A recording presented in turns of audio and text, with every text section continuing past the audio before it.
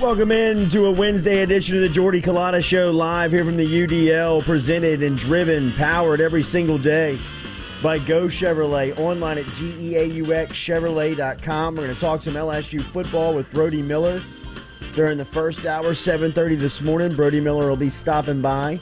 Nick Underhill talking some New Orleans Saints at 8:15 this morning. We'll talk to Nick about what the Saints are looking at here going into preseason game number 2.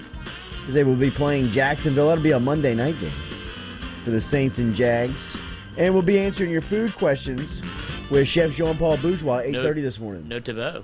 No Tebow, bro. Did we swing and miss on that one? Yeah, I know. We had just planted our flag in the ground. Oh, man, we were proud of our take on Tim Tebow. It was strong. It was strong. Thank God I couldn't find that prop. Goodness gracious. That would have been a big hit to the account. They let us hear it on social media, for sure. The thing is, I don't even like the guy. Me But I just believed that's a take. I just had a take. Yeah, just had an opinion. You want to bury that freezing cold takes? You can take that one and run with it. Jack this morning. Katie is still at home with. Do you know why Jack's not here? Yes, got called into work late last night. Oh, after the situation here too. Double duty. But says he will be at LSU practice this afternoon. Noah will be out there this afternoon. Noah and Jack showed up to practice yesterday just to have the door shut on them as soon as they got there for the media, which usually means that they got something behind those closed doors they don't want you to see. I would guess it would be a little bit of the injuries on the injury front, especially on the offensive line. Seems like they're banged up front. Not the position that you want to hear that they're losing bodies on, but it seems like a couple of guys are missing some practice, and that is something that they do not want reported. If I had to guess, if that's not official, I'm just guessing that. And then we will talk about some practice stuff with Brody Miller and some of those bodies that need to step up on the offensive line as LSU is going into scrimmage number 2 this weekend. And we'll see what some of the stories that Brody's watching there for LSU here, as we are just about 15, 16 days till kickoff. I think the official 17. 17? Is it 17? I 17? think 18 was yesterday. You know, everybody makes a big hullabaloo about the 18. We have our opinions. Let me know when it's 7 days away. Exactly. 17 days away until kickoff between LSU and UCLA. So slowly but surely getting to football season here. And we will talk about that LSU-UCLA matchup with Brody Miller coming up at 7:30 this morning. Remember, daily, we are brought to you by Go Chevrolet. Boys are online at geauxchevrolet.com. They got a couple of dealerships. They got a used car lot here in Baton Rouge. Go Express Auto Sales on Florida and Sherwood. Then out in Laplace, Louisiana, they got a brand new car lot that you can stop in and check out. Online at geauxchevrolet.com. They've also got great used car selection over there at Go Express Auto Sales. Daily, our coffee is brought to you by Majestic Coffee, DeliciousSips.com. Our water is True Blue Water, TRU, BlueWater.com. So if you want to get on the route and get a 5-gallon drum dropped off to you whenever you need it, get on TrueBlueWater.com, TRU, BlueWater.com. And then all of our phone guests, which will be all of our guests today, Brody Miller, Nick Underhill, and Chef Jean-Paul Bourgeois, coming up here today on the Jordy Culotta Show via Metropolitan Health Group. So shout out to Charlie Harvey and Jason Ramazan and the crew over at Metropolitan Health Group. Real doctors, real solutions, Metropolitan Health Group. And Papa Earl's Spice. Papa Earl's, the official spice here of the Jordy Culotta Show that you can pick up. High Neighbor, Calandros. Remember, no sodium, no salt in Papa Earl's. No bloat. That's right, man. No puffy fingers. Oh, that is what happens in sandy ankles. Puffy ankles when you get to the beach. Cankles. The only good cankles I've ever seen are on Saquon.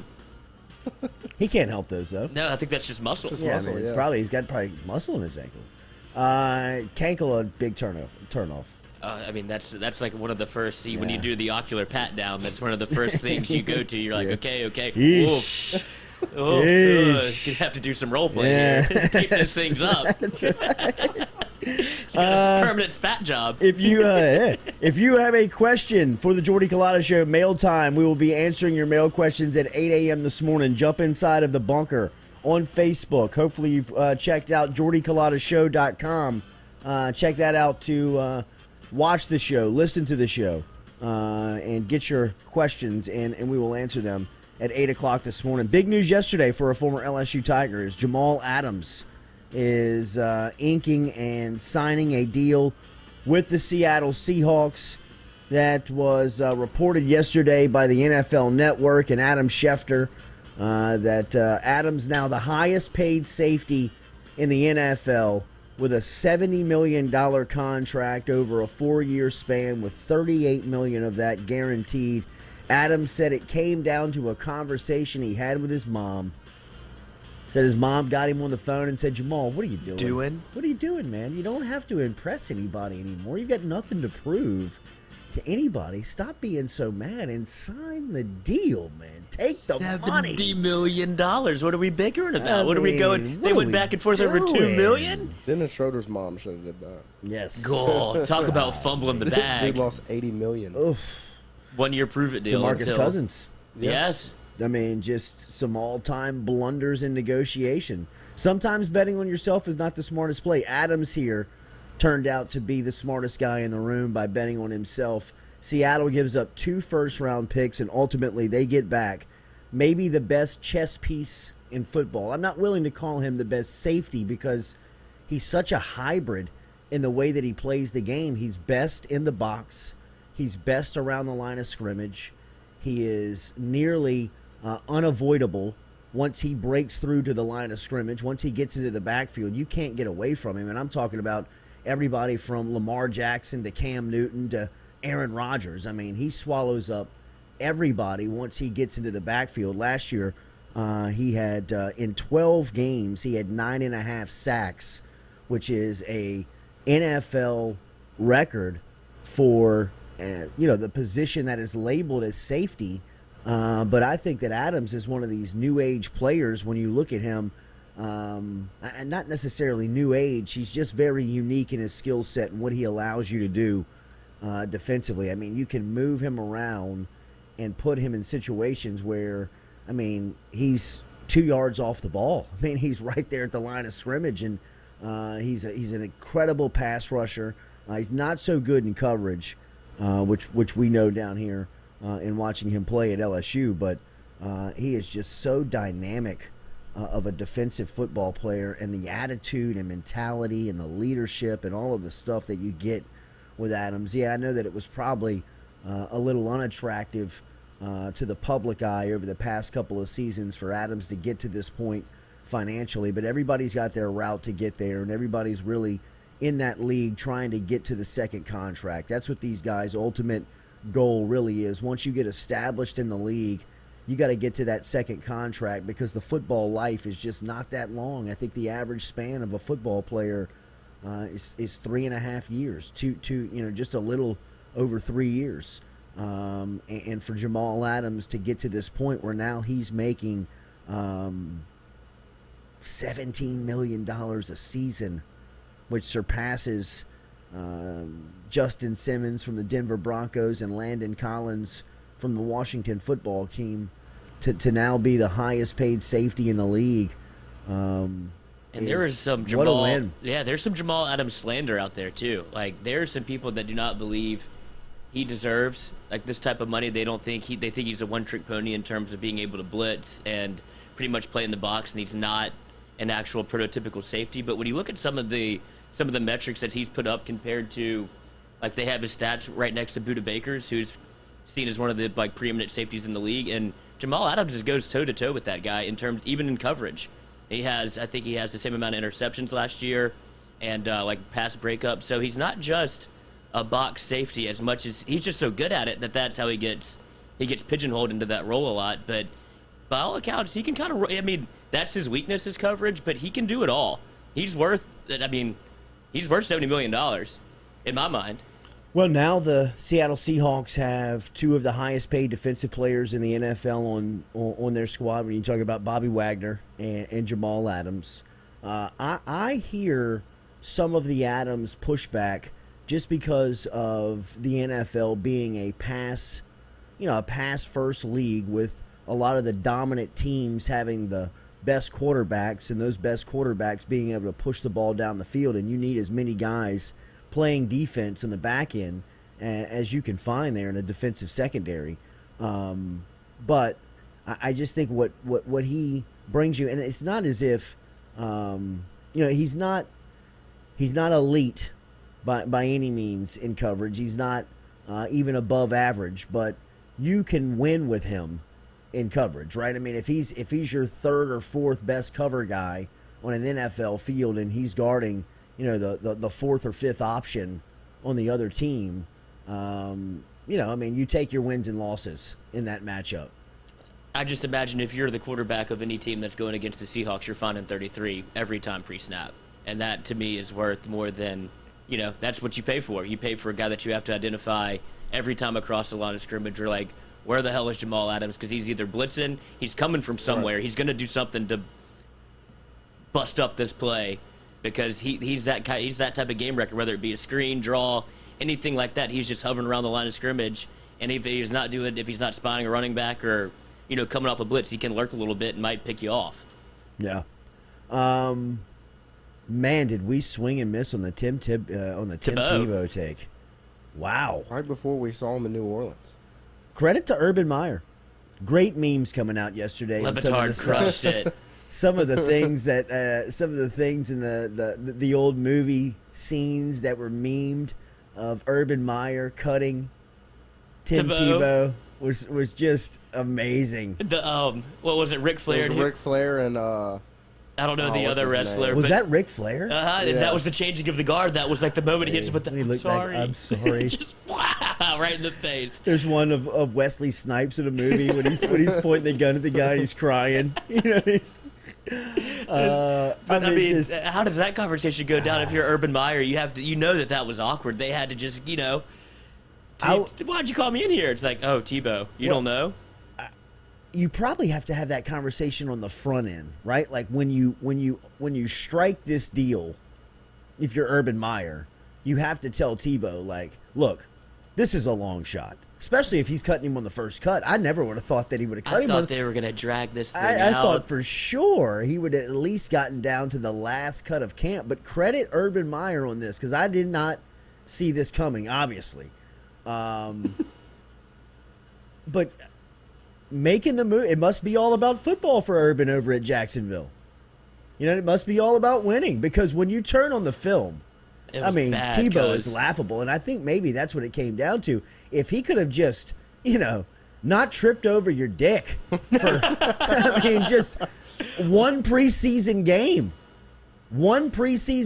in, if you can't just whiff on blocks, run the right routes, just look like you belong out there, we can maybe hide you until the last cut. But if you go out there and look like you got two left feet,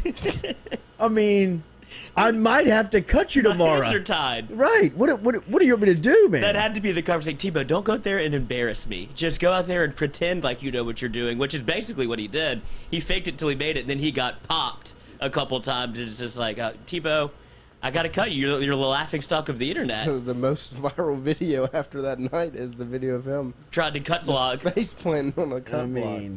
Embarrassing, for everybody involved. I wonder if that was the conversation. Like, look, the circus can only last so long. But you just have the tape on loop behind him. If the elephant won't get off the trailer and perform, what do we do, man? We've just got to pack up and leave, right? Circus is out of town. This guy is. He can't play anymore. But does Tebow try basketball now? What is he going to do? He has now been totally flushed out, right, from sports. We've tried the baseball thing. We've tried the comeback to football twice. As a tight end. We've done the position change from fullback to tight end. Are we now? Is the Tim Tebow sports experiment now over? I guess so. Put it on the poll. I don't. Yeah, never. Put it on the poll. I don't see him playing it, but to give him credit, he's good on SEC Network. Like, no, he's fantastic. He's great. I think that's where his home is. He's he needs fantastic to go on television. I mean, he's polarizing. He draws an audience. His analysis is not that good. No, but like he's the way captivating. He breaks down. He's always in rah-rah mode, right? Like he's shocking. Right. I mean, I guess it is. I mean, I guess it's not. But I mean, I figured if you would have put a headset on him and given him a chalkboard, that he would have been able to like break down what a blocking scheme was, right? No. I mean, he's relied on his athleticism his entire life. But hasn't he played enough football where at least you've heard it in the meeting rooms where you could at least fake it and talk it? Bro, if it's not QB power, he doesn't know what's going on. I guess. I mean, think about when you watched him play. He was so good in college. It was just impossible to stop, but I don't know. I can't put my finger on why. He was just a bull. He was just a bulldog. Like, yeah. He was impossible to tackle. He'd get you 5 yards every time he tucked it, but he threw it. Like, he could wing it around a little bit, but I would not say that X's and O's are his strong suit. I don't think that's whatever. I don't think he was a big film guy. Despite his work ethic, I think he was a big weight room guy. Because what sport could he play? I'm sitting here thinking like. I think golf would probably be the next. He could probably mash a golf ball. He could probably crush a golf ball. And Huge. He's probably disciplined enough to Wrestling? Would he maybe? turn coat and go good WWE? I mean, he's got that Cena type polarization to him where he could be an absolute star. Go with Christ. Talk about make some money. God. Tebow. I mean, the lawns are over. This is free. Yeah. That's what's right. going to cost you. I mean, wrestler would probably be his most lucrative. Yes. What he would find the most financial gain from is if he just like flipped it and said, you know what? I'm wearing a Speedo every night with I was going to say he could come out in a different jersey every night. He's got a Jets jersey, Broncos jersey, Florida jersey, Jacksonville jersey, Mets jersey. Like, you could go through the week. But I would think that the big sport experience of Tim Tebow is now over, right? I mean, like, he couldn't hit double-A pitching. That's hard. It is. Yeah, he's 33. I mean, that's what happens when you just pick up at 28 and say, I want to be a baseball player. It's kind of impressive that Michael Jordan made a little headway. It is. Because everybody thinks that's a failure, and he was on that trajectory to where I don't think he was going to make the squad, but he was close. Oh man, who was his manager that was with the Indians? That golly, his famous manager that was with him with the Birmingham Barons, that ended up going on to coach the Cleveland Indians and coached a couple of World Series teams. I'm looking at him. Why can't I think of his damn name? But he was on The Last Dance saying, Is it Francona? Is it Terry Francona? Terry Francona, yeah. Terry Francona. Nice. Big chaw guy. Yeah, he is a big chaw guy. Always got a chaw in. Says if Jordan sticks with it, there's no reason that he believes that he wouldn't have made it. I mean, yeah, that is really impressive to think about. Remember, is the Tim Tebow sports experience over? It's on the poll. Vote there whether it's on. Can we get the poll up on YouTube? Yeah, I can do the YouTube poll. Yep, YouTube poll, and then we'll have it on Twitter. So make sure you interact with us. We appreciate that. Thank you, Will Burton. Terry Francona was the manager of the Birmingham Barons and went on to the Cleveland Indians. I didn't peek. That was a good one. Good pull. Good pull. Travis McGraw says MMA could be Tebow's next move. Could we see Tebow as a fighter, like as a real bloodshed fighting? I mean, I'm sure you don't want to mess with him in a bar parking lot. Right. But I mean, if you get into an octagon with a skilled fighter, if it came to fighting, WWE would be more his style. Yeah, I couldn't see him. Because I feel like he'd get mauled. He could get mauled. I mean, just because he feels very slow and clunky, sluggish, and the image of him getting his ass kicked, like just him bloody down on the right. Or on just the mat. getting knocked out. Yeah, would just be that's not good for the brand. I think wrestling is almost something that he would be scared to do because of all of the polarization that would come with it, and be like, look at Tebow again trying to grab the spotlight. It's like, because wrestling is the last move. That's your last chess piece. Right. If you're not a wrestler your entire life, if you just go to do wrestling, it's like, oh, it's a sideshow. He's a clown. But I think it would be electric if he went out there and just played. I don't know what music he played for Tebow. Maybe, I don't know. but you play some hymnals, little gospel music, right, and have him come out, and the crowd would go nuts. Because, I mean, isn't Jacksonville like the hub for wrestling? I think that's where a lot of it goes down, is in Orlando, or definitely in Florida. The state of Florida. Yes. Alone. Yeah. Tebow. I mean, that's and he's a Floridian. Through and through. I mean, like, they got to do something with all those Jacksonville jerseys, because he sold a ton of them. Roy Hill, WWE wrestler named the Bishop, is what he's saying. Everybody in the chat dropped. What do you think Tim Tebow's wrestling name should be?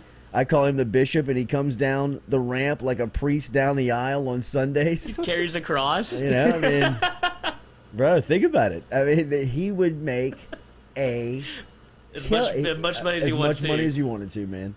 Especially in that world. Remember, Daily like here, we're brought to you by GoFlow IV and Hydration Spa. GoFlow and IV and Wellness over there on Jefferson. Was over there yesterday. I mean, they were packed. You couldn't put another person in there, man. The door kept swinging all day long over at GoFlow IV. The secret is obviously out. Andre Anthony was in there as I was walking out. The LSU, it's gotten to the football team. Yeah, I mean, I thought you were going to a physical with little Jay. Turns out he's just going to get pumped full of liquids. No. After the physical. You gave little Jay a treat? Yeah, that's right. Now, after dropping him off at school, went over to GoFlow IV, saw Brett and the crew over there. But I'm telling you, the secret is out. If you have not tried it, you've got to stop in and check out what they've got going on over at GoFlow IV. Yesterday, I got the Glow, GLEAUX, was the I can tell. Was the cocktail. Postcoital. Yes, sleep great. I'm telling you, the first advantage you feel is the sleeping, man. I mean, you sleep. My sleeping is so much better. The energy throughout the day is there. Find out for yourself over at GoFlow IV, GoFlowIV.com. Stop in and see them on Jefferson Highway, 7970 Jefferson Highway is where you find them, 7970 Jefferson Highway. And you get in touch with them online at GoFlowIV.com. All right, we will talk to Brody Miller about LSU football coming up next. If you've got an LSU question, if you are curious about anything coming out of scrimmage number 1 going into scrimmage number 2, we're going to talk a lot about a lot of stuff with Brody coming up here in a couple of minutes. But I don't want to leave anything out. So if you've got anything out there that you want to talk about, position group, individual player, coach, anything going on with the schedule at camp, anything that's happened in preparation for week 1 versus UCLA that is now 17 days away from right now. We're talking to Brody Miller of The Athletic next. Jump inside of the chat, whether you're inside the bunker on YouTube, you're over on Facebook, if you're watching online at JordyCulottaShow.com, get what you want to talk about into the chat. We'll ask Brody Miller, or we'll talk about it next coming up here on the Jordy Culotta Show, driven and powered by Go Chevrolet. Gearing up for spring and summer down here in South Louisiana, and you want to keep your lawn maintained during these sunny seasons, get in touch with our friend Blake Abear over at Abear's Lawn Maintenance, where he says, you grow it, I mow it. 225-485-8022. 225-485-8022 is where you can find Abear's Lawn and Maintenance, the official lawn and maintenance company of the undisclosed location.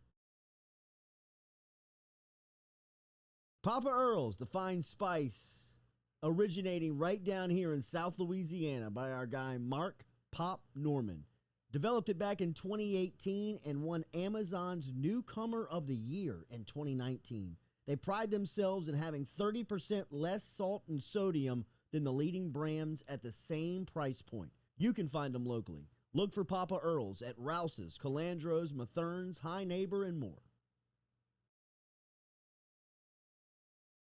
True Blue Water, true hydration at its finest. Right now, you're only a few minutes away from getting your 5-gallon water delivered to you, just like we are over here at the UDL. All you got to do is log on to truebluewater.com. That's TRU, bluewater.com. The website's fantastic over at truebluewater.com. You can get your service and find out how quick it is. You can schedule a delivery, even hop on the billing system right there at truebluewater.com. TRU, bluewater.com.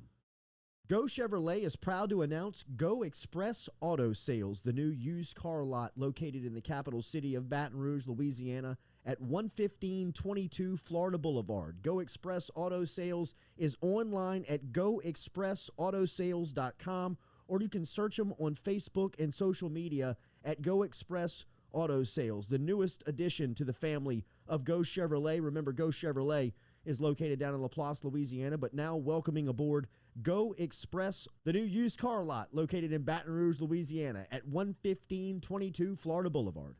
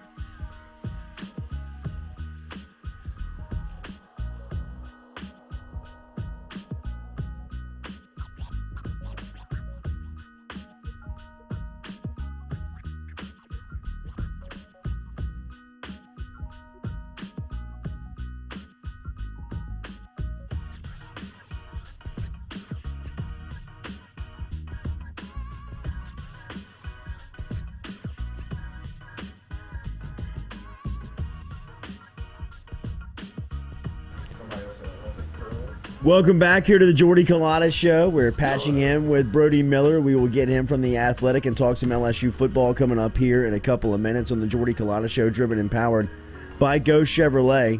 Keem asks, what happened to the Quincy Wiggins interview yesterday?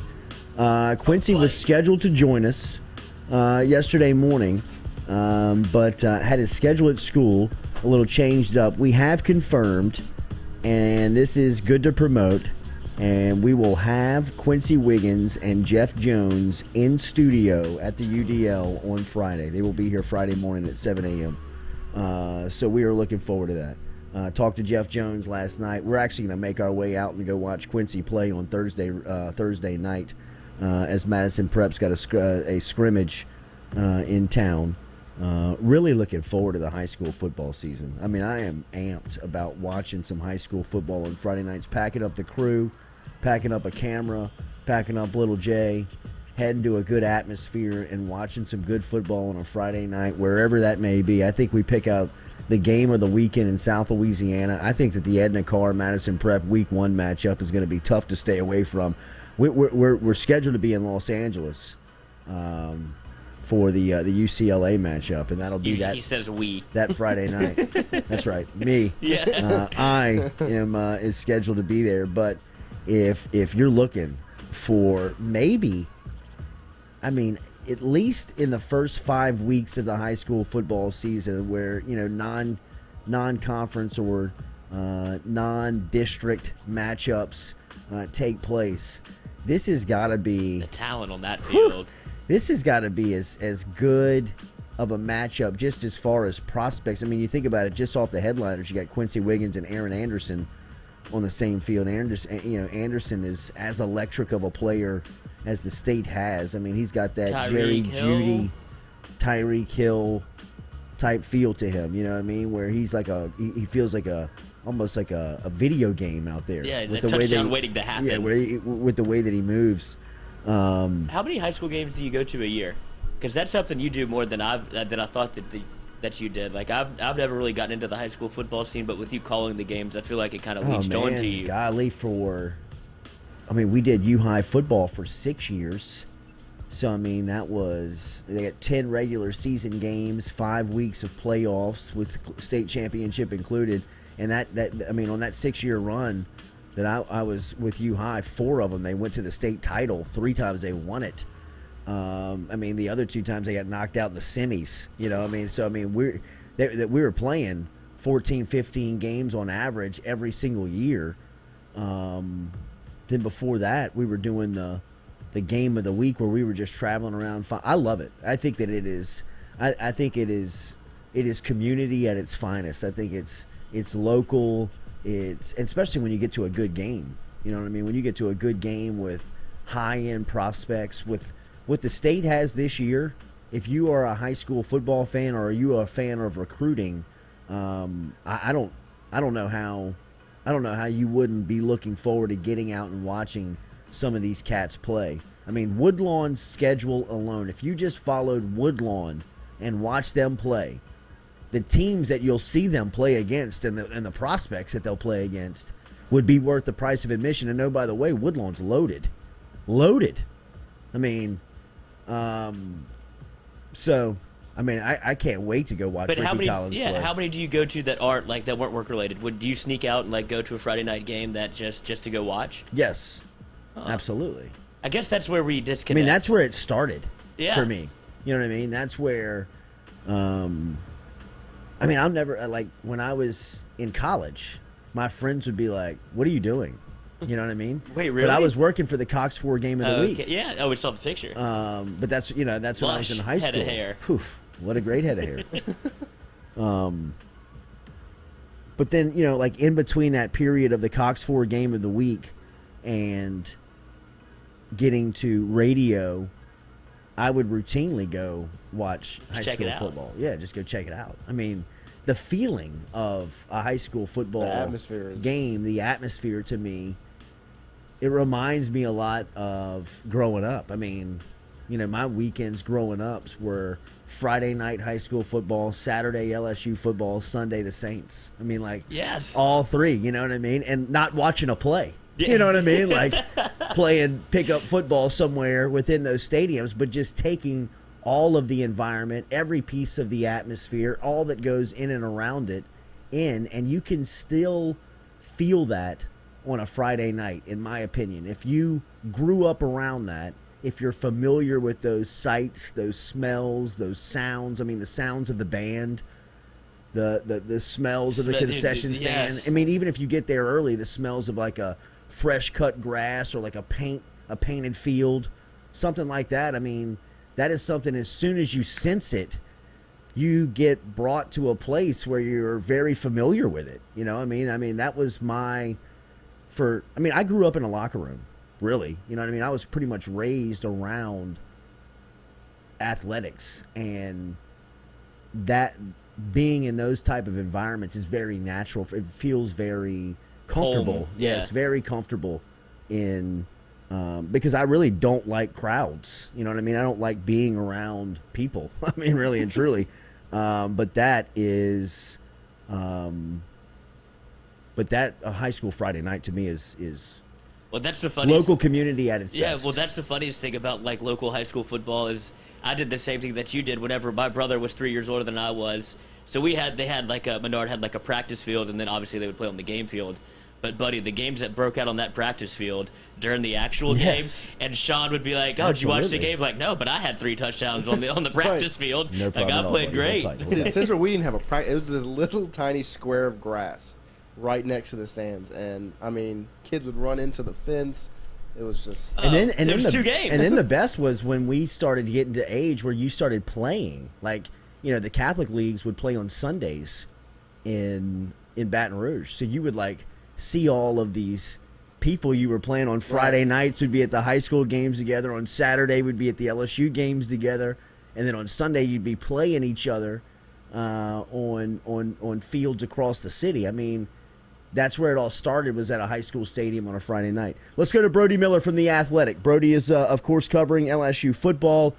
He is one of the best to do it. He will routinely be here with us during the football season. Make sure that you have a subscription to The Athletic for football season. We urged our listeners to get in with some questions, and we've got some really good questions rolling in for Ask Brody here for what has been standing out to him the first couple of days and weeks of camp.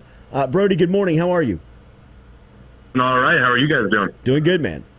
We saw that you had a great write-up on Kayshon Boutte, and Kayshon is one of the players that has gone through camp seemingly not as much talked about, and to me, Brody, it's because there is very high expectation around him, and people think that he is going to answer those expectations just because of the talent that he is.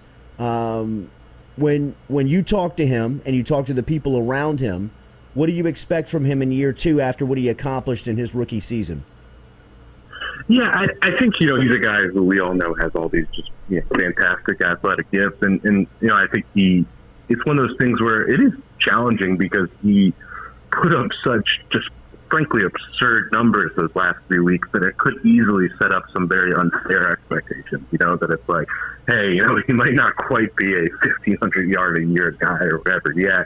But at the same time, I mean, the things he was doing are things that I think are very well set up for this year, where some of his best skills of the stuff he showed that Ole Miss game, his ability to take a short pass and just make plays with it after the ball, show off that pretty elite sprinter speed, to shake off tackles, all those kind of things. And I think everything that we've gathered that's built around Jake Peetz's offense is just, again, even if you want to laugh at how often they say it, but let's get back to that 2019 Joe Brady offense mentality of get the ball in playmakers' hands and let them do things, So I do think you should expect a really big year from him.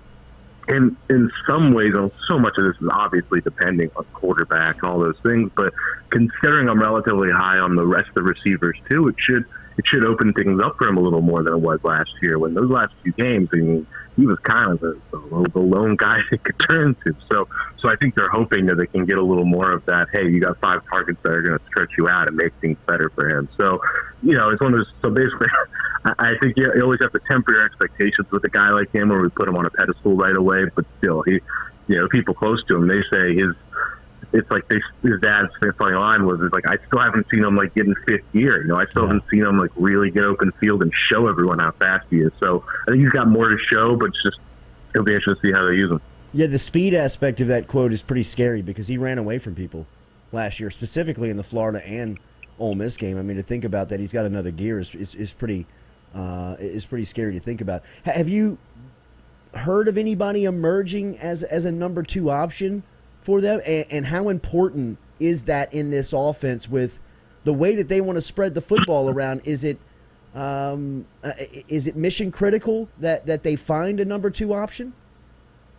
I don't think they look at it quite as mission critical as I have at times, because just the more people you talk to, the more people who really say it's one of those years where 2 through 8 is genuinely good, and I think I've said this on your show before, there are totally years where you're like, yeah, LSU's deep, but you have no idea if there's a 2 and 3 who are great. I think this is a year where it's actually, they love Brian Thomas. Brian Thomas is wowing everybody through camp. I think he'd be, the first answer that would jump out to me of just somebody who's really, gaining stock. Because he has been really, really impressive through camp. And Malik Neighbors has been really, really impressive through camp. And you can't even rule out your Deion Smith, who's been banged up a lot, but totally that kind of talent. So I just listed 3 freshmen, but you also have to make the safe pick a little bit. I think that's obviously got to be Dre Jenkins, the guy who, he's never going to wow anybody. Never anybody's hype pick, but just played really, really steady, good football last year. And it's not like he was doing dink and dunks. He was making big plays. So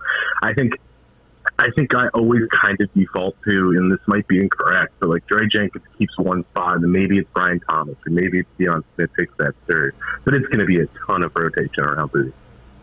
To pivot back to Kayshon Boutte real quick, does the rest I feel like the conference knows just because LSU played a conference-only schedule last year, but is the secret out across the country about how good he might be this year? Because I don't know if UCLA really has or the rest of the country doesn't really have him rated as highly as they do around, it's certainly in Louisiana, maybe around the Southeastern Conference.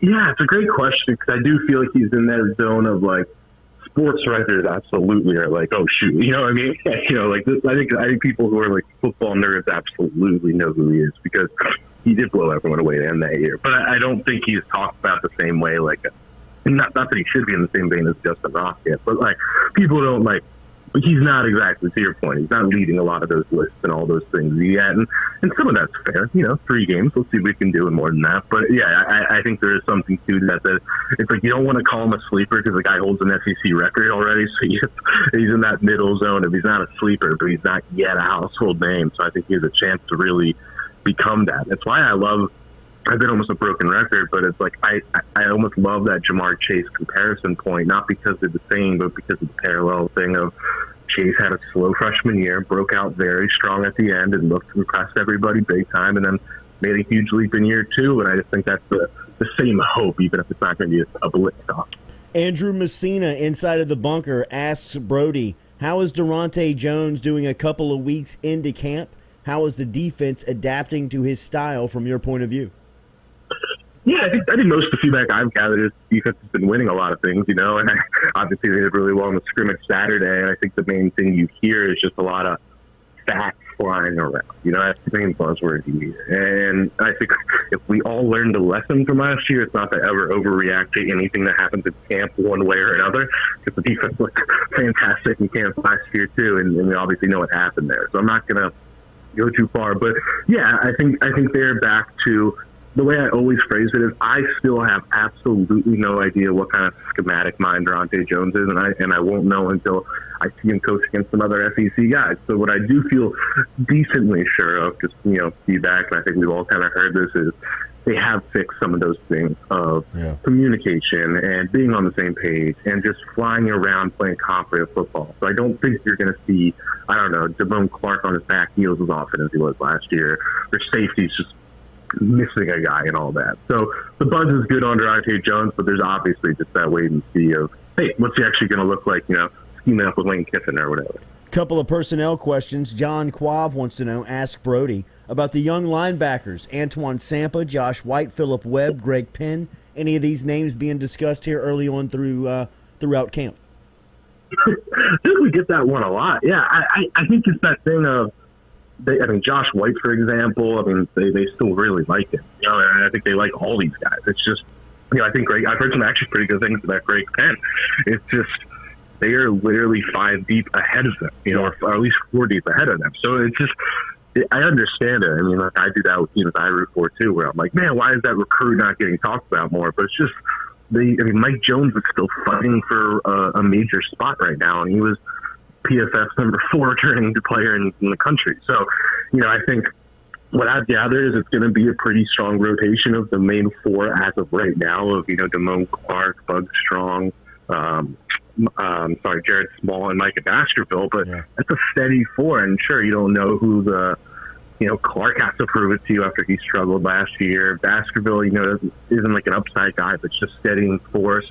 Nobody's seen Bug Strong play in a major game. So there's a lot, and Jared Small, of course, is a smaller guy, but so I think it's like, you don't know who's going to be a star, but I think they feel a lot better about linebackers than they did, say, a year ago. Brody, we talked about the offensive line yesterday and the limited depth that they have going into camp, and it seems like they're getting banged up here on the offensive line with early injuries here in camp to Garrett Dellinger and to Chasen Hines. What are you hearing on that unit? Is there anybody starting to emerge from maybe the depth that we have not talked about, and what is the concern level of this group going into the season? Yeah, I think we're seeing the fears kind of happen a little bit, not quite panic level or anything like that. Everything I think is at least steady, but we're absolutely seeing the fact that, okay, the only backup tackle we thought they had, he's banged up right now. And, and Chasen Hines, okay, now he's banged up. And in terms of the short term, yeah, your first team's still steady because Anthony Bradford's right there with Hines, and he is having a good camp, which is a positive because he's the guy they just really, really have been on to develop. But so I think they'd be okay if he had to start some games for Hines. But yeah, you are now officially in the one more guy down, you're in trouble zone. I think one guy, having a good camp, as John said, and I'm sure you've talked about plenty, is Charles Turner. And he's somebody I'm always intrigued by because he's got that kind of long, interesting body, and he's gotten reps at center and a tackle and probably guard. So I think he's finally coming along a little bit more, but I can't sit here and lie to you and say I've heard a ton about those other guys after him, so you do have to kind of worry a little. How close is LSU to hitting the panic button on these injuries along the offensive line? I know they have another scrimmage set for Saturday, but is that even, with Coach O's philosophy that he takes from Pete Carroll, where it's a lot of NFL style, where they don't want to do a lot of hitting? I know it's necessary to get these hits in, but LSU seems to be razor thin or on that razor's edge of another injury. They're in almost panic mode. So is it worth, do you think that they do another full contact scrimmage, or is it going to be more of a thud on Saturday? That's a great question, and I'm speculating, of course, but I feel like I've remembered times in the past, right, where they have essentially done 7-on-7. Was it last year? I don't know, but there's been times where it's like, hey, they're so banged up there, they've essentially done 7-on-7 scrimmages. So I would not rule that out at all. I'm obviously speculating. It's a good question. I need to definitely follow up on. It's a good call, but I don't know, but I could see it. Brody Miller joining us here from The Athletic, as you can follow him on Twitter at Brody A. Miller. Talking LSU football. Make sure you get your subscription for the season. One of the latest write-ups is about the running back room. This seems to be another room that there is nobody that has yet emerged here early on in camp. Yet when you ask about this room and group specifically, it seems like the two freshmen are the names that pop first. What are you hearing about Armani Goodwin, Corey Kiner, and the rest of the running backs as they navigate their way through fall camp? Yeah, I think that room, two things are kind of going on at the same time. Where those freshmen are the story of camp, as they should be. I mean, they're impressive. They're wowing a lot of people. I think the first week I got like someone reach out every single day being like, wow, Armani Goodwin's amazing. And then the second week, everybody's like, holy crap, Corey Kiner. So I think that's a really good sign. Because, for example, I mean, Davis Price and Emory 2 years ago, they were supposed to be there as freshmen. And I don't think we got that kind of buzz from them during camp, right? So I think that's really promising. But I think they're going to push those guys, and you also have to keep in mind they're two guys with injury history, banged up quite often. So that also goes in those freshmen' favor, that they might just be needed, and they're going to be in the rotation. But most people I've talked to still kind of default to, I think I had one staffer say Davis Price is probably going to be the main, carry guy early, but they said Emory, and this is where the positive comes in. Emory has, I think they said he's more versatile, can get on the field in different ways, and he might have a big year that way. And there has been some just solid buzz that, all right, Emory is finally turning the corner in his receiving ability, his protection ability, and just those little things that we all know he kind of struggled with before. Had the LASIK a year and a half ago, all that. And, Max Johnson actually gave us a really detailed answer about how he's seen him just kind of improve as a receiver, reading leverages of linebackers, all those kinds of things. So, and I think I've said this on your show, I'm going to wait. I'm going to be in wait and see mode with Emory until it happens because we've been waiting 3 years. But there just are people in the program who are kind of confident that it's like, all right, it's actually happening now. And we obviously saw his interview yesterday where he was saying Pete is he's trying to make him into a McCaffrey. I mean, obviously, let's not get carried away with that. But there is optimism there, and I still do default to. I think those juniors will still be the main two if they're healthy. But those freshmen are really, really good. A lot of people talking about the freshmen, and the freshman names are popping, but one that may be a little under the radar of just how many names are out there, but everybody seems to say his name behind closed doors is Savion Jones. Big defensive end out of St. James. How have you heard he's made an impact now that they're on the field and in full pads? Yeah, I think him and obviously Bryce Langston was another one going into camp. I think a lot of those guys are really just wowing. I think all that really does is just say that you're in good shape for your depth of that D line, and not just that, your continuity on the D line. That's. I don't have too much more to add on Jones specifically, just knowing that I have heard I've heard his name mentioned a few times. But my only take on that is what else he was trying to get back to, and like what they lost in 2020 was just that it's an idea of continuity, right? Yeah. Where it's like, all right, you have the really good leader of a Patrick Queen, but then the next guy up learned from Queen, and he passes it on to the next guy. You just have like a competition culture building of doing the right things, and I think that is, if they handle it right, the positive thing happening right now. So they're getting back to really good juniors, sophomores, freshmen that are just building and building. And I think the D-line is the main place you can point to that, where it's like, all right, Mason Jones is going to really learn from those older guys this year that he's going to carry forward. Mason Smith, sorry. Is LSU hoping to get to more of a run-heavy attack? We mentioned all of the freshman running backs, and then you have the two juniors that you hope can step up and play well this year, as they were, like you said, tabbed, 4-star guys, and Emory was a 5-star. Is LSU kind of hoping to take that approach with, we mentioned the offensive line a lot, but now it's, like I said, it's thin. Is that like an easier plan of attack? Would that be plan A, is to be able to run the football? Like they haven't been able to do it in past years. So I'm hoping that maybe that would be the plan of attack. Is that option A, I guess I would say? I think I would lean like 50-50. I think that's the goal. But no, I think it's so important to make life as easy for Max Johnson as you can. Even I'm not that he's still like a freshman or anything, but just take some of the, pressure off him and open things up. I think, as much as we all want to talk about 2019, like so much of that there was just a real, even though passing offense got the acclaim, like there was such a balance. And I think that's kind of what they're getting towards. So I don't know if it's going to be more run heavy just because the options at receiver and, just, you also got to factor in, I don't know what to expect of this O-line. Some people are high on it. Some people are really low on it. I think there's some part of me that leans toward they're going to be more about spreading people out, getting, your John Emery's and receiver situations and all that, and trying to take pressure off the O-line because I'm not sure where they stand with that. So I think the run game is going to be essential, of course, but I'm not sure I think it's going to be run focused, but I am wrong often. Get your subscription. That's why you fit in great here on the Jordy Culotta Show. You'll be a weekly here. We had Tim Tebow making the 53 and leading the jersey sales in the NFL all season long. He got cut yesterday after the first preseason game. Brody Miller is going to be weekly here. He's fantastic. Get your subscription today over at The Athletic. LSU Football back on the practice field. Miller and his crew tweeting over there at Brody A. Miller to keep up with all the news and what's happening. Thank you, man. We'll talk again soon. Always a pleasure, guys. You have a good one. All right, see you. There is Brody checking in this morning here from The Athletic. Make sure that you get that account. Make sure you get that subscription and start your Mr. Great Question guy over there. I got two of them. I mean, wow. Pulitzer's in the mail. This guy. Great question. Two of them. Daily, we're brought to you by Nevadis. Nevadis Design develops web, mobile solutions for businesses that help you streamline operations and become more efficient. They've done that for us over here in the Jordy Culotta Show. If you have not seen the new website, check it out online at jordyculottashow.com. They can also help you with a mobile design over at Nevadis. Check them out over there. Randall Knockman and his crew do great work. Have been very easy to work with.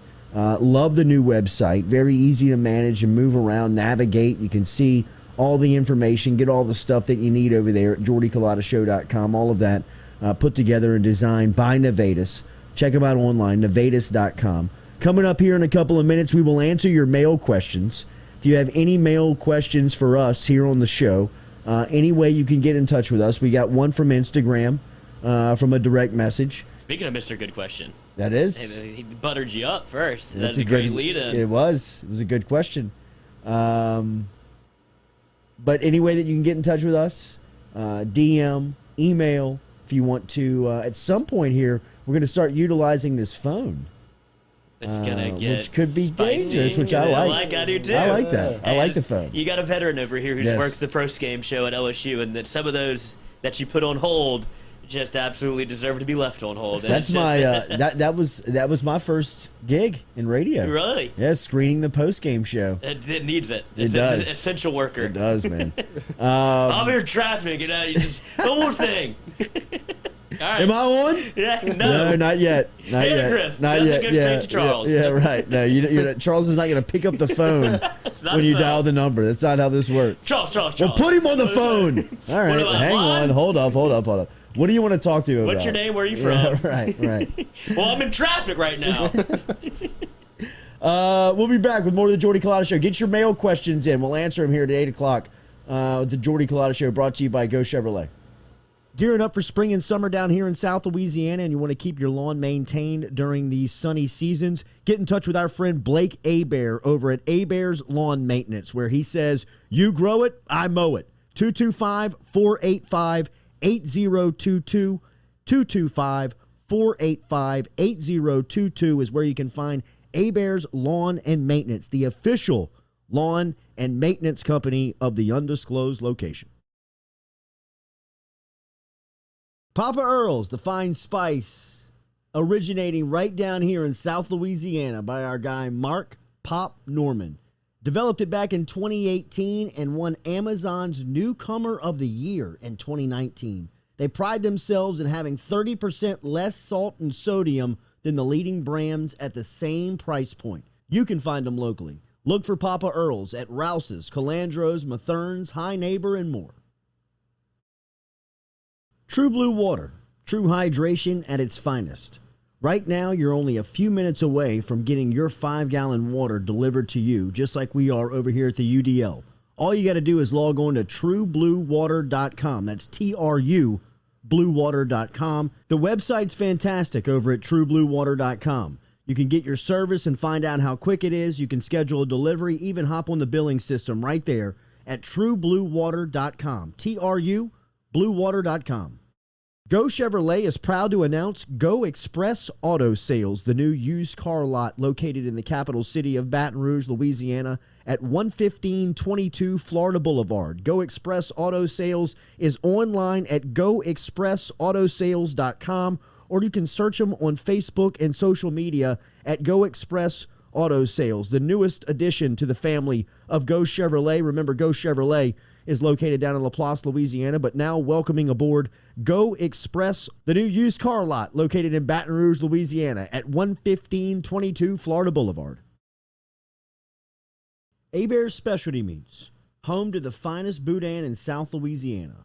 2 spots right here in Baton Rouge and out in Prairieville. Stop in and see them in the Dutchtown Shopping Center on Highway 73 or right here in Baton Rouge on Jefferson Highway. Online, abearsmarkets.com, and they're all over social media. You can find them on Facebook. You can find them on Instagram. Hebert's combines perfect seasoning with that authentic Cajun flavor. Find out for yourself. Baton Rouge on Jefferson Highway and in Prairieville on Highway 73. abearsmarkets.com. Jesus Christ, that right there is the mail. Now let's talk about the mail. Can we talk about the mail, please, Mac? I've been dying to talk about the mail with you all day, okay? I gotta go up to his office. I gotta put his mail in the guy's goddamn hands. But they have been asking for their mail on a daily basis. It's all they're talking about up there. Because the mail never stops. It just keeps coming and coming and coming. There's never a let-up. It's relentless. Every day it piles up more and more and more, and you gotta get it up. And the more you get out, the more it keeps coming in. And then the barcode reader breaks, and it publishes clearinghouse. All right. I can't believe I'm gonna be a mailman. Welcome back in here to the Jordy Culotta Show, live here on this Tuesday morning from the UDL, driven and powered by Go Chevrolet. Check out Lee Carney, Nick Richard, and their crew over there, Laplace, Louisiana, and here in Baton Rouge at Go Express Auto Sales. Remember, online at GEAUXChevrolet.com. Every Wednesday, we answer your mail questions here. We call it Mail Time. The time of the segment kind of bounces around, but we do it every Wednesday. Oh, we got questions. We got answers. We will also have our first edition of Booty Calls today with Keyshawn Butte. And I don't know how this is going to go. We ultimately have a vision for this, and for us to get there might take a little bit, but we are going to have our first interview with our boy today. Keyshawn's cool, man. He's got that cool demeanor. Well, if you read that thing on the Athletic, that article about him, they're like, he's not a big talker. He's kind of just stays in his lane. He's got a great personality, though. Yeah. You know what I mean? Like, he's not He's chill. That's what they say. By any means is he not shy, but he's also not. You know, he's not an extrovert. You know what I mean? Like he's not. Stays in his lane. Absolutely. He reminds me of somebody. He has a very New Orleans personality, but he's not from New Orleans. He has a very New Orleans personality, but he's from Cajun country, man. He's down there in like Opelousas, New Iberia. I feel like he's real cool. Yeah, we're gonna open him up. Yeah, I feel like we're gonna open him up because it's not gonna be all about football. I mean, it's gonna be get your questions in. This is where we're gonna utilize that phone. Booty calls. Booty call. I'll probably put something together for him. I need to make an intro. That's what I'm thinking. A lot of things you can do though. A lot of Bubba Sparks. Yeah, Bubba Spark. I mean, it's wide open. It's wide open. It is wide. Booty open. is wide open. It is wide open. Mailbag questions. What we got here? Noah. Got it. All right. First one was on Instagram. Sanjay DM'd us and said, "What's the best dynasty ever, any sport?" Best dynasty ever, any sport that I've ever seen, Chicago Bulls. Of course. But I mean, does anybody want to debate that? I The was going to say Patriots? Patriots. I was going to say the Yankees. Baseball. They went on a tear. Was it the 90s? Yeah, the 90s Yankees was, they were a force. 90s Yankees versus 90s Bulls. Put it on the poll. No. who are you taking there? That's a good one. That's a good one. That is a stalwart. I mean, let's see here. Yankees in the 90s won, I believe, 5. And then the Bulls won 6. Six is a killer. I think Michael Jordan gives you the edge. Over DJ, over the captain. Over Derek Jeter. Better nickname, the captain or his airness? His airness. Is that his official nickname, or would you just go MJ? Got a couple. I mean, Michael Air Jordan. Yeah. That's so fucking cool. I know. Air. I love his license plate on the Ferrari M Air J. M Air, yeah, you had them to pull it up the back way. With your boy standing there playing lookout. I just had 15 beers and played 36 holes of golf. He wants 50. Yankees in the 90s here. Hang on. Sheesh. All right, here we go. Yankees won 1996, 1998, 1999. 2000. And 2000. Okay. We'll give it to you. LSU baseball? That's what I was about to say. LSU baseball. LSU's 91, 93, 96, 97, 2000, 2009. You can't throw the 2009 one in there. I think if you just wait, why? What are we talking about? Oh, dynasties. Yes, 91 to 2000. Golly, LSU baseball would be good. Lakers in the 80s, Celtics in the 80s. Celtics in the what? The 60s? We don't count that. Russell. Yeah, right. Get out of here. 11 of them. A white guy to another white guy. Yes, that's right. That's right. Havlicek steals the ball. Oh, it's a ticker tape parade. And he missed the layup. I think there were not a lot of N1s back then. Give me the Bulls in the 90s for me. I think that's the best one, but it is worth debating. Tigers is up there. Yeah, LSU baseball deserves maybe a spot 3 on the poll. That'll win. Don't put it on there. That'll win. Yeah. But Yankees is a good debate. But I think it's the Bulls too. I mean, 3 take a break 3. That's really the MJ legacy. Cowboys in the 90s. I didn't get enough of the Cowboys in the 90s. I realized that during Jimmy Johnson's Hall of Fame speech. They could have rattled off at least 2 more with that roster and Jimmy Johnson, in my opinion, which would have given them 4 with him, which in my opinion would have felt very Patriots-esque. Looking back on it, especially looking back on it now, would have felt very Patriots modern day, what they have accomplished with, Aikman, Emmitt Smith, Michael Irvin, all those guys, man. I mean, that was such a fun team to watch as a kid. I remember being in love with that kid. Now, Rod Woodson was a Steeler. Rod Woodson was a Steeler than a Patriot. You're thinking Darren Woodson. Darren Woodson. That's what I'm thinking. Woodson. But that's a what could have been. Jerry's biggest regret dynasty. Has to be. Because I mean, when you see him on Hard Knocks, he's trying to kill himself with the sodium intake. But I mean, you could tell in that first interview, he's like, "I'll do anything to win a championship," and he was talking murder. You can still tell that it. I mean, I'm just going by what I see from Jerry watching Hard Knocks, and last night they didn't give you a lot of in depth on Jones. It was more in week 1 where you kind of got to see him from a personal aspect. But just the fact that he is at the practice field every single day, and you have all of this money, you got this lifestyle that you can do just about anything that you want to do. You could be anywhere in the world. But to see the way that he still works the phones, talks to the young defensive coordinator. He's taking notes. I mean, as invested as he is it a part of him that it is because of those 90s teams that keeps him around? I mean, would have been best if he just kept Jimmy Johnson, won those championships, and then he said, "You know what? Hey, Steven, you run the place, bro. I'm going to the Caribbean." It might be. Well, he might have gone to Arkansas and just totally taken that thing over. So it might be a good thing for LSU fans But is Jerry Jones surrounded by more yes men? I was watching Hard Knocks last night, and every time that he's approached on the practice field or walks up to somebody like, "Oh yeah, Jerry, yes sir, yes sir," yeah, they're all like the fake media laughs every time he talks to somebody. It's your boss, man. Well, they're terrified of him, sure, because he could pull a whack string. your life. Yes, he could turn you upside down in 10 seconds. Yeah, one phone call, just one bad day. You know what I mean? One bad choice, and Jerry can end your life. Not worth approaching. Just steer clear, old Jerry. Give me the Bulls of the 90s. Okay. Best dynasty. What we got next? The next question. This is the one Lord was talking about, buttering you up a little bit. Jordy, first off, no one hypes up LSU football leading up to the season better than you. Ooh. I've never been this hyped after a disappointing season than this one. Question is, at what point is the peak of football season excitement for you? In a way, I feel like the build-up happening in the month before the season starts is more fun than some parts of the actual season. With the exception of the historic seasons, I feel the excitement level peak around the first SEC game, and then it's a slow decline until the end. I think the first game of the season is a mountaintop moment of just hype and just excitement of college football being here. that subsides quickly, especially if you're in a week 1 great game, right? Like, I mean, like LSU tends to do. The hype around Georgia, Clemson, the hype around LSU, UCLA. I mean, if you're going to be in those stadiums, it's going to be electric. It is going to be like, yeah, I mean, just freak out. You know what I mean? Like, it's back type of a feeling. And then I think that comes back intermittently, like during big games, 4 big games.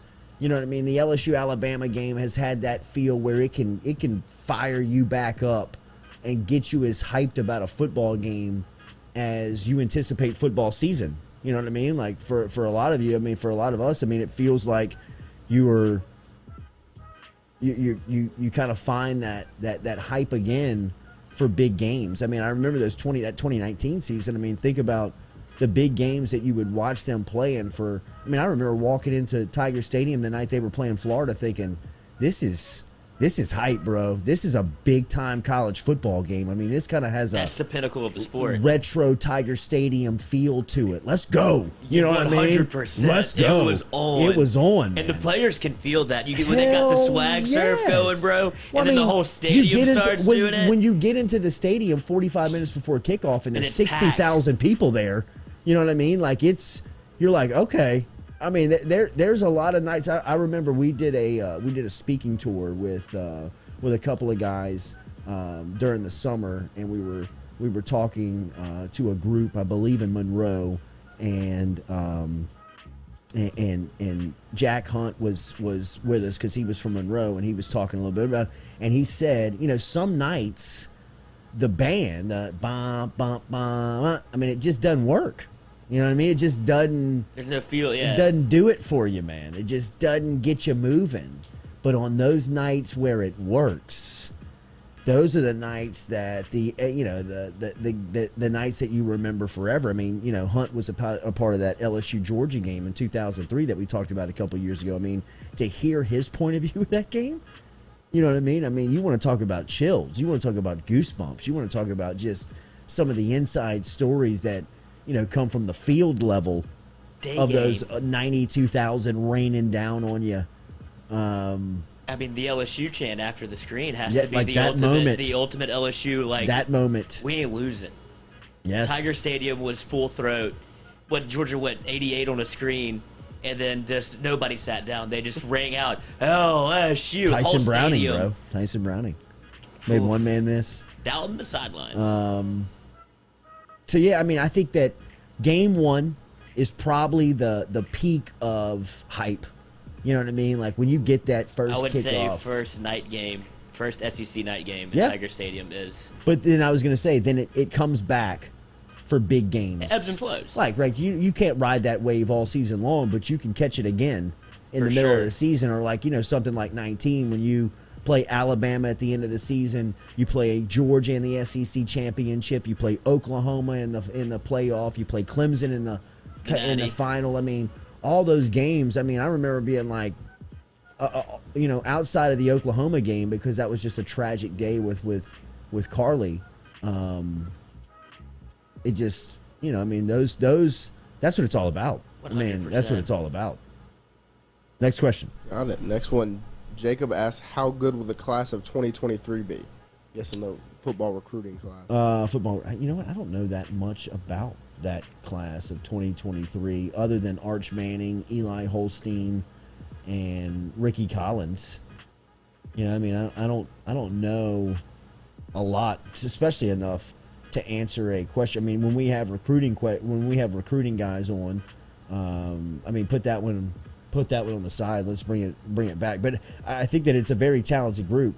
I mean, I think that, you know, I mean, when you just talk about the quarterbacks alone, you know, Arch Manning, Eli Holstein, and Ricky Jaden Collins. Osbury's in there. You know, Osbury is a stud. Oklahoma has 2 of the top 3 crystal ball in 2020. I can't even look ahead to 2023. What are we doing? I mean, let's get 2021. Yeah. Put away 2022. We're still fighting for that class. You know, let's get, you know. We'll get to 2023, but it's not time to look ahead just yet. I mean, Oklahoma, you can't even be excited about that if you have 2 of the top 3. It doesn't mean anything, right? Correct.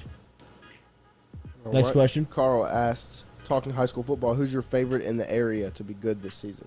My favorite in the area this season is, I think Scotlandville's going to be tough. Scotlandville looks like they're going to be pretty good. And just talking to a couple of people around town, it seems like they're going to be a very good team. Obviously, Madison Prep, when you think about the players that they have over there for the Chargers. But I think that, all of it is going to go back through Catholic High here in the middle of the city. I think that Catholic High's got a tremendous roster. They've got a couple of 5-star guys waiting to be in. I mean, Shelton Sampson, their wide receiver, is maybe the best when you talk about class of 2023. I mean, he's going to be up there. He'll be a 5-star guy. I don't necessarily know if there's one individual team that I could point out and say this is the team to watch. University High with the Alsbury brothers on that defense and what they're going to look like. I don't know what they're going to look like offensively, but I can promise you that Andy Martin and that defense are going to be flying around on that side of the ball. When you got players like they got, a couple of 5-star, a 5-star guy in the youngest Alsbury, they're going to be tough. I want to go watch Catholic High and U High play in that jamboree. Yeah. They got a big jamboree game. I think would be a really good matchup to see just early on. You get a matchup of Alsbury on Sampson early on in the season. Cool. I'll take it. You know what I mean? That's what I'm talking. That's the stuff that I'm trying to go see, man. I want to go watch who's the best defense that Walker Howard plays this season. Last year it was U High. If you ask Rohan, Micah Davey in that squad, they had Walker Howard, Jack Besh, and St. Thomas More on the ropes. 2 possessions left in the fourth quarter. Now they go Walker Howard, Jack Besh, and ultimately beat you. But U High had them up against the ropes last season, and Walker Howard had that same test again against you. They're going to have to play each other if they make it to the state title. But I'd like to see who's Walker Howard's toughest challenge defensively on the roster. I want to go to that game. I want to go watch that. I want to go see him as tough of a test that you can give him this year. I want to go see it. I want to go see the toughest offensive lineman that is going to block Quincy Wiggins. Is it going to be against Edna Carr in week 1? Probably so. I'd like to go watch that game. There's going to be so many more players on that. Aaron Anderson will be on that field. Ty G. Hill will be on that field. There's going to be. That's what I want to do. I want to prospect chase. You know what I mean? I want to find the best players, and I want to Ricky Collins. I want to go watch him play against. Somebody put Scotlandville's roster, or excuse me, somebody put Carr's some of their schedule. Yeah, week 1, Madison Prep. Week 2, St. Aug. Week 3, American Heritage in Florida. Week 4, Scotlandville. Week 5, St. James. Week 6, Warren Easton. Bro. The who's who. Shaz Preston is playing against Carr in week 5. Let's go watch that game. You know what I mean? Right. Aaron Anderson and Shaz Preston on the same field. Think about the explosive wide receiver play that you're going to see that night. I'm in. That's the type of stuff I'm trying to watch. Shaz is making me nervous. Yeah. Alabama's pressing the hell out of him. All right. Seems to be our last question. Jeff asked, the Vegas has the Saints at 9.5. Are you taking the over or the under? He said 9.5 wins? Yeah, he's taking the over. Pounding the under. Is the under a sucker bet? Because it feels like a sucker bet. What's their schedule? Tampa Bay you have to play them twice. I'd imagine that's 2 losses. Green Bay in week 1. Green Bay is a loss. Spread's only 1.5 in that one. You know what? Nick Underhill's coming up next. We'll talk to him. We'll ask him that. Dwayne Riley, are you doing whiskey or wine or some variation of it? Yes, we are. We will be doing some type of post-game presence with a whiskey and wine feel to it here on the Jordy Culotta Show. What that is going to look like and who is going to be sitting next to me is still yet to be determined. But we will absolutely be in the space, so spread the word. Feelers are out there. Nick Underhill is coming up next here on the Jordy Culotta Show. Daily, we're brought to you by A-Bears Specialty Meats. Remember, A-Bears is located in Jefferson Highway and on Highway 73 in Dutchtown. Shop the freezers if you're looking for something. Who was it that hopped in to the chat yesterday that said he heard on the show about the deboned stuffed chicken over at A-Bears and said that he was going to go by there and pick one up and was feeding his family. Hunter Picard, appreciate you, Hunter, for stopping by A-Bears. Heard it here on the Jordy Culotta Show. said he stopped by Hebert's, picked up the deboned stuffed chicken with the crawfish dressing, waiting to get the breakdown on it, but said there's none left. So obviously it was pretty good. Check it out as Hunter stopped in over there at Highway 73. If you're in Baton Rouge, check it out on Jefferson Highway. Lunch specials in Baton Rouge to tell you about, but the freezer selection is fantastic. Online at abearsmeats.com. Next, we'll talk New Orleans Saints with Nick Underhill from NewOrleans.football here on the Jordy Culotta Show.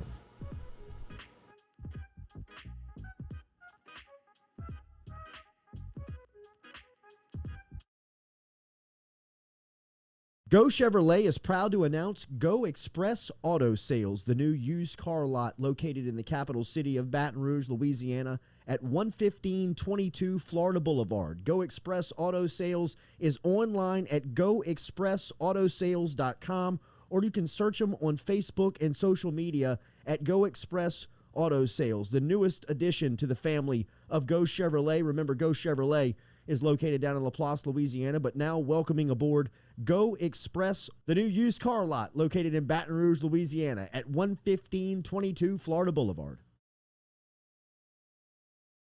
Hebert's Specialty Meats, home to the finest boudin in South Louisiana.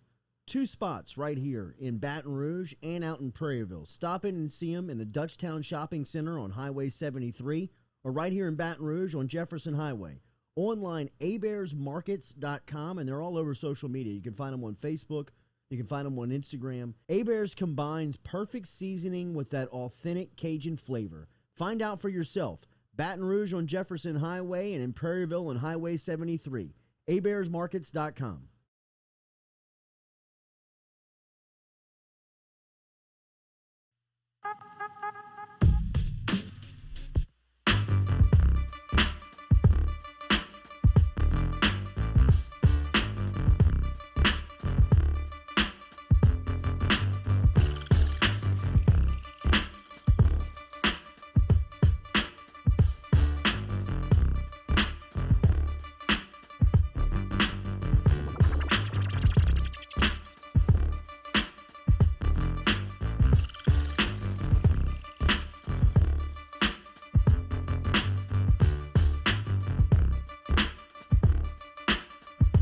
We were talking, closing out last segment, 9.5 wins for the New Orleans Saints in Vegas. Over under is the number right now going into the season, debating.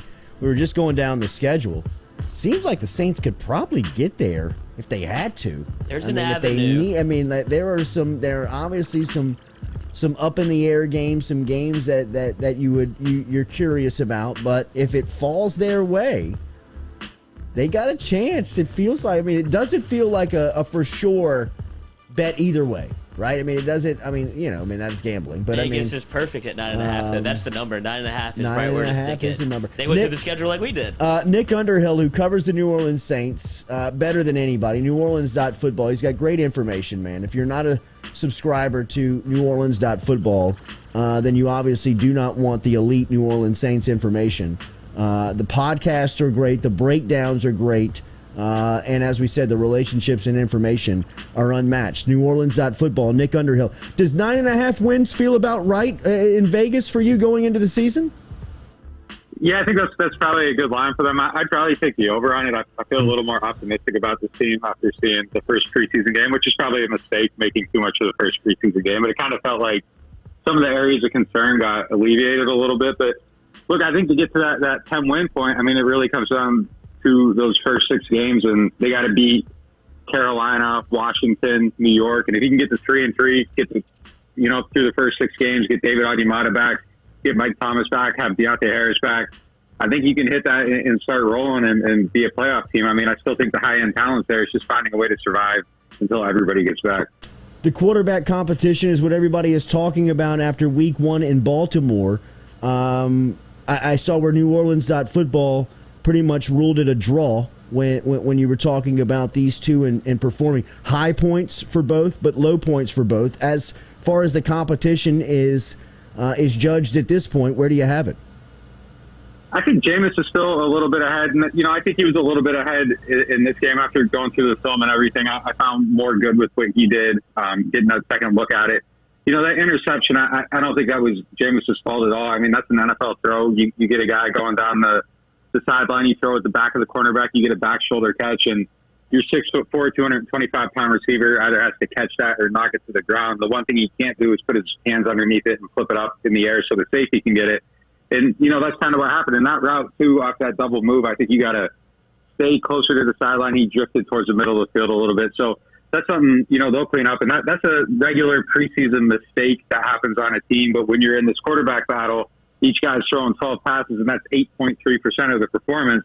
You put more weight on those things. But him going through the 2-minute drill, I thought was exceptional. I mean, he operated that as good as anybody has, throughout Sean Payton's tenure in New Orleans. And the touchdown pass, he watches the safety, sees where he breaks, and then hits the one-on-one coverage to Will Jordan Humphrey. So I thought he made more big-time throws in that game. But that's not taking anything away from Taysom. I thought his first drive was, elite. I mean, the things he was able to do on it were most of the things that we talked about him not being able to do last year. He got the ball out quickly. He was hitting his first read. He hit a throw on the move to Marquez Callaway, and oddly, that was one of the big things that this athletic quarterback couldn't do last year during that 4-game sample. When his feet got moving, he couldn't throw the ball, and he fixed that. He's able to do that now. You saw him get the ball out quicker. His footwork was cleaner. As it went on, some of the mistakes came out. There was the miscommunication with Ty Montgomery. I thought the other play that was almost intercepted and wasn't on that curl route, I thought that was the more egregious mistake by him, and not hitting the running back coming out of the backfield. That was another thing he was unable to really do consistently last year. So there's still work to do for him. And for Jameis, he gets to start this week. I'd just like to see him do, some things outside of that 2-minute offense, because Sean Payton schemes that better than anybody in the NFL.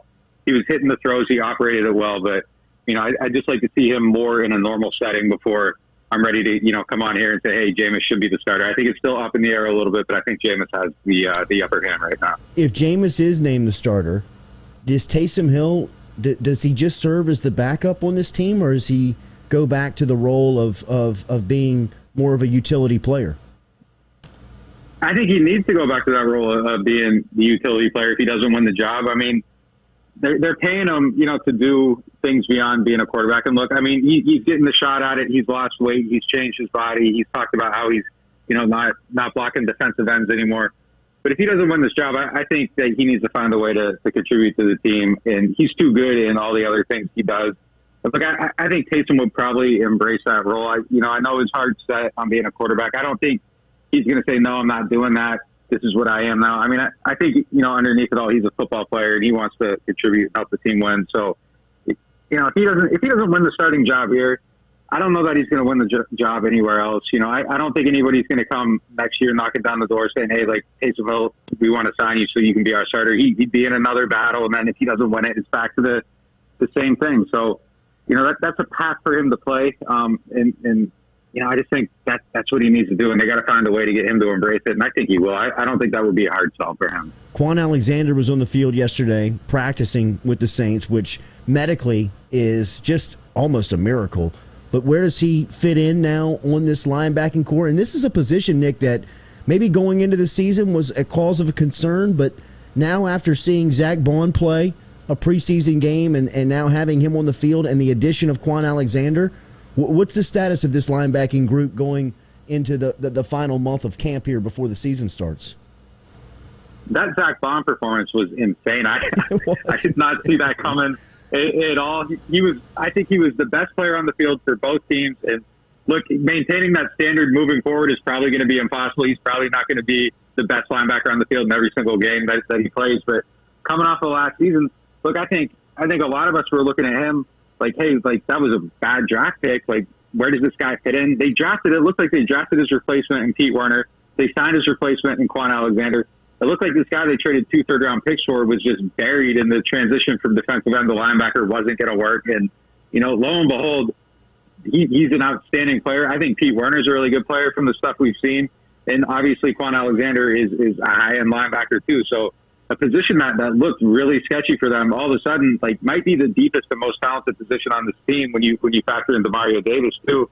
If the stuff we're seeing from Zach Bond is real, and look, I don't think there's any way to interpret it any other way. Like, he's seeing things quickly, he's reacting quickly, he's covering passes in the flat, his blitzing ability is out of this world. Like, even if it isn't everything perfect 10 out of 10 performance every time, like I think there's enough skills there that we can safely say that he's a usable linebacker, and he might be much better than that. So when Quan comes back, I think he's actually going to move right away into that starting spot. They're getting him some teamwork there now, which is unbelievable. What 7.5, 8 months removed from the Achilles surgery.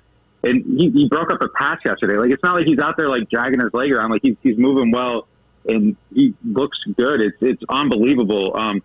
So yeah, I think he's going to assume that. And then, probably in running situations like they did last year when they're in their base defense, Quan will probably come off the field, and you got competition between Bond and P. Werner now, probably to get those snaps. And before this game, I would have said P. Werner had the upper hand on it, but I think Bond's in the driver's seat on that spot. Werner needs to get back from his leg injury and start competing quickly, because if that's who Bond is, I mean, it's going to be hard to go to Werner in those situations. So they got a lot of options there. And look, Caden Ellis, another guy I didn't mention. I mean, he played outstanding. They just have a ton of linebackers, which is weird for a team.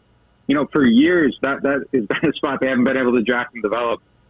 Now they can. I mean, it's a good spot for them. That whole front seven, I think, is a lot better than we thought it was going to be.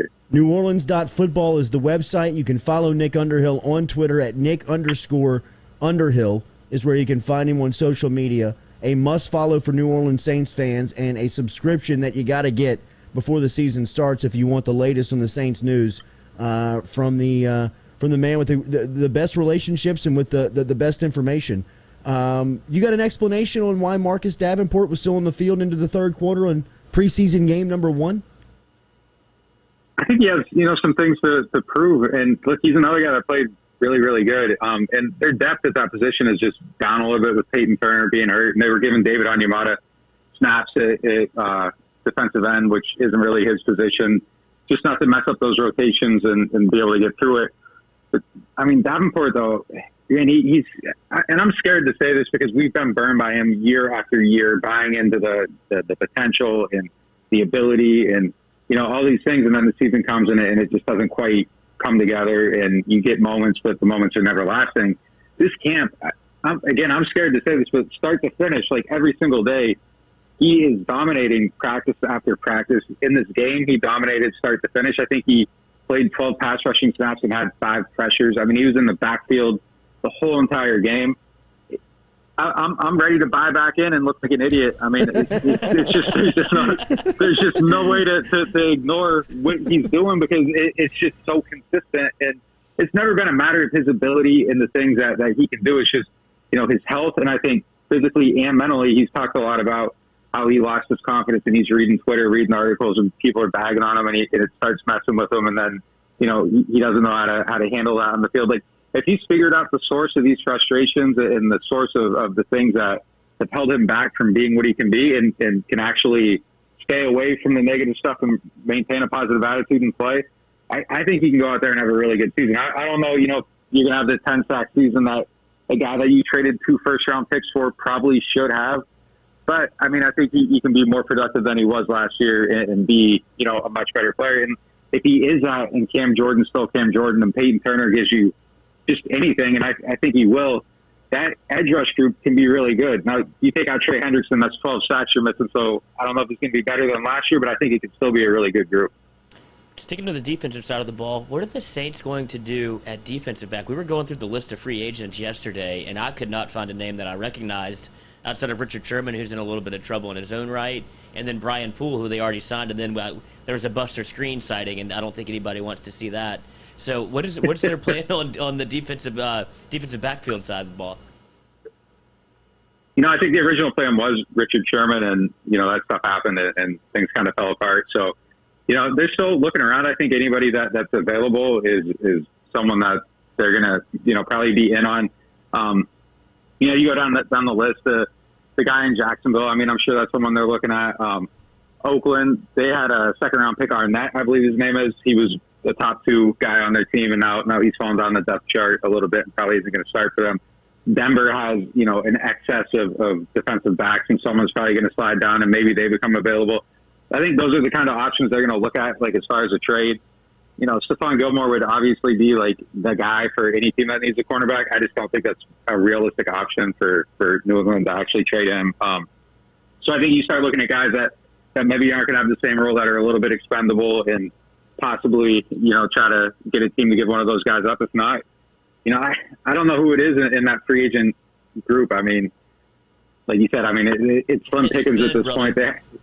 Yes, they have some guys trying in. They got in yesterday. Some tried out yesterday. Some are trying out today. I don't have a full list of names yet, but the few names I had heard, I had to look them up. I hadn't heard of these players before, and that's kind of where it's at right now. And if you are looking for CB2, like a certified one, it's probably going to be hard to find that player just straight up in free agency. But I thought Paulson Adebo played pretty good in this game, so if that's who he is and he can keep that up, and Ken Crawley's solid, it's not a great situation. But if your pass rush is good, if you get stuck with these guys and they are who they're showing who they are right now, if that's how they remain throughout the season, it's not as scary as it felt a few weeks ago. It's still scary, and it's probably not the greatest situation. And I think you look at it and still kind of foresee the end, where at some point the opposition is going to burn you and cost you a lot. You mentioned. Oh, go ahead. No, you go ahead. Okay, you mentioned some names that the Saints might trade for, but what do the Saints have to offer in a trade situation? I feel like with Michael Thomas, doesn't seem to be a viable trade option at this point, as he was on the sidelines catching some passes from Jameis. So I just don't know if the Saints want to give up a first-round pick to get a corner this year. So what are some other trade options that they might do to get a corner? Yeah, I don't think any of those guys would really realistically be a first-round pick. Maybe the Jacksonville guy. But, there's something obviously very wrong with him if they're already willing to give up on him and shop him around this quickly. So I don't think a team would even really go in with that kind of offer. And if they want to move him, I think it'd probably be a little bit less. So, you try to get a guy for maybe like a second or a third. If you're trading players, there might suddenly be some linebacker depth. So maybe you throw a linebacker in there. But, a linebacker for a cornerback, the positional value doesn't really match up. So it would have to be some set of picks. But yeah, you're talking a first-round pick. Like, you need a for-sure answer. You aren't trading for a number 2 guy that maybe competes with Ken Crawley and Paulson Adebo. Like, it has to be a significant upgrade. And that type of player, again, teams don't trade cornerbacks that are good. Either you need them now or you're going to need them later. And that's just a position where you hold on to your depth really for dear life unless there's something wrong. And, I just think it's going to be hard for them to find that certain answer unless, something happens, like a Janoris Jenkins situation where a player just does something and the team says, we're done with this guy. We got to get rid of him. We're cutting him. But those situations are far and few between. So it's going to be tough for them to find that answer that they want on, I don't know, what's today, August 16th or whatever it is. Like, that's just not the time when August 18th. It's just not the time when you go out and find a cornerback. The shopping period is over. Fit in great here on the Jordy Culotta Show. Dates and times don't matter around here, bro. What time zone is it? Doesn't matter. Is it Thursday or Tuesday? Hell, it's Wednesday. It's not Saturday or Sunday. Last one. I'll get you out of here on this one. Nick Underhill, the best in the business, who's covering the Saints. Get your subscription today, NewOrleans.football. I would do it just for the podcast alone, but the information is spectacular and really unmatched. Just for us here in this world, is the Aaron Rodgers smoke for real for next year? But I'll say any quarterback that's out there, I think they're gonna be in on it. And if Aaron Rodgers had become available this offseason, I wouldn't have been surprised at all if reports started coming out that they were in on him hard. I probably should have phrased that differently, but if they were in on him much differently, if the interest was very high, it wouldn't surprise me at all. Look, anyone though that shakes free next offseason, and there might be a handful of options. If Jameis, Winston, Taysom Hill, if it isn't the surefire answer, I just don't think the Saints are going to sit on their hands while all these guys are out there. So, yeah, I don't know if it's for real. I would speculate, though, that I just wouldn't be surprised by any of that stuff with the quarterbacks. I think they got to be there if someone shakes free. Nick Underhill with a rager this morning here on the Jordy Culotta Show. Great information as always, my friend. We'll talk soon. All right, have a good one. All right, man. There's Underhill checking in this morning from NewOrleans.football with R&B Builders. Get in touch with the Rhett. Yes, a lot of wood. R&B Builders with Rhett Bourgeois and his crew. Custom-made homes if you need one. If you need work done around the house, if you need a total rehaul and total reconstruction, get in touch with R&B Builders. Rhett Bourgeois, his crew.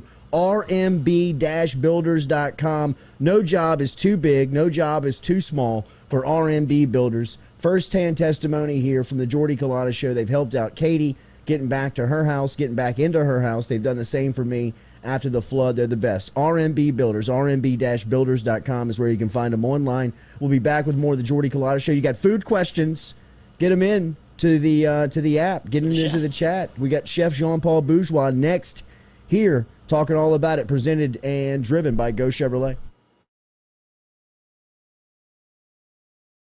Proud to announce Go Express Auto Sales, the new used car lot located in the capital city of Baton Rouge, Louisiana, at 11522 Florida Boulevard. Go Express Auto Sales is online at goexpressautosales.com, or you can search them on Facebook and social media at Go Express Auto Sales, the newest addition to the family of Go Chevrolet. Remember, Go Chevrolet is located down in Laplace, Louisiana, but now welcoming aboard Go Express, the new used car lot located in Baton Rouge, Louisiana at 11522 Florida Boulevard. Gearing up for spring and summer down here in South Louisiana, and you want to keep your lawn maintained during these sunny seasons, get in touch with our friend Blake Abear over at Abear's Lawn Maintenance, where he says, you grow it, I mow it. 225-485-8022, 225-485-8022 is where you can find Abear's Lawn and Maintenance, the official lawn and maintenance company of the undisclosed location. Papa Earl's, the fine spice, originating right down here in South Louisiana by our guy Mark Pop Norman. Developed it back in 2018 and won Amazon's Newcomer of the Year in 2019. They pride themselves in having 30% less salt and sodium than the leading brands at the same price point. You can find them locally. Look for Papa Earl's at Rouse's, Calandro's, Mathern's, High Neighbor, and more. Abear's Specialty Meats, home to the finest boudin in South Louisiana. 2 spots right here in Baton Rouge and out in Prairieville. Stop in and see them in the Dutchtown Shopping Center on Highway 73 or right here in Baton Rouge on Jefferson Highway. Online, abearsmarkets.com, and they're all over social media. You can find them on Facebook. You can find them on Instagram. Abear's combines perfect seasoning with that authentic Cajun flavor. Find out for yourself. Baton Rouge on Jefferson Highway and in Prairieville on Highway 73. abearsmarkets.com.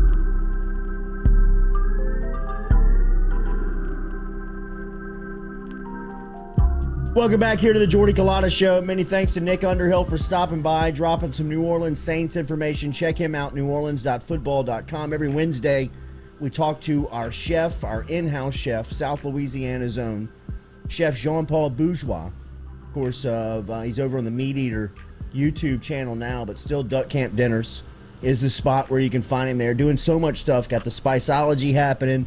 You hear him here. You can see him on the Meat Eater YouTube.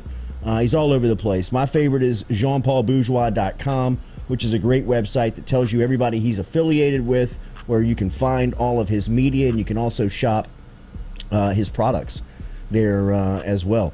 Chef, good morning. How are you? Great to talk to you. Good morning, Jordy. Thanks for that beautiful little intro there, and appreciate that, and hope everybody's doing good this morning. Absolutely. It's great to have you back. In fact, we were watching Duck Camp Dinners this morning as we were going through our preparation and getting ready for the show. We had it on in the background and just listening and watching some of the production.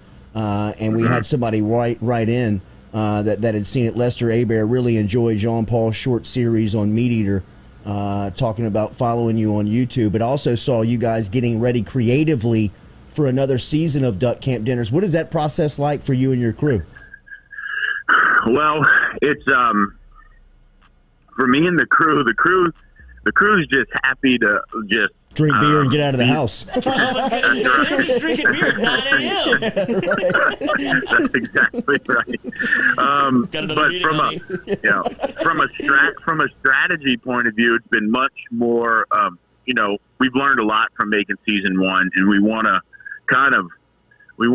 embolden all the things we did right and what people loved about season one, but be a little more organized in the process. I mean, we filmed season one in 5 days. Wow. We filmed 6 episodes in 5 days, and our director, Daniel Bagby, who's a genius and has an incredible eye when it comes to the production. It was my idea and it was my place and my story I want to tell, but he's the one who really made it come to life and connected it with people. And he basically produced every episode in no more than 2 weeks, which is unheard of from that kind of point of view, considering how many hours of footage we had and so on. So now we have the ability to really take our time planning. We're taking much more time to film this series. Yeah. And then we have months of production to put it all together. So we're really excited about it. To say the crew is excited is an understatement for sure. We're all really pumped. I think we're more pumped for duck season more than we're pumped for duck camp dinner season. Right. But either way, it's going to be a good time. Your crew's incredible, and I think the thing that is most endearing about the way that the show is put together is that you can tell the lifetime relationships that are embedded with you guys. Very natural. I mean, it's almost like the camera is not there. Is there a pressure now in year two? Because it seems so easy in year one, and I speak to this just because of being almost in the entertainment industry. Usually when you get out there and you set something out to the public, there comes now with an expectation when you try to go back and do it again or try to recreate something. Do you feel that from your point of view? I'm just curious, just being kind of in and around the same space. Yeah. There is a certain pressure, if you will, to create a great season two. I'm so confident in our places that we're going and the crew that we have that, like, I have no worries about it being. I mean, season one was a good litmus test for what people wanted, and I think what people wanted was an authentic. What we did was disrupt the cooking conversation around hunting and fishing, and we disrupted the hunting video and situation around hunting and fishing, and we put them together in a way that I think you're going to see a lot more people try to replicate.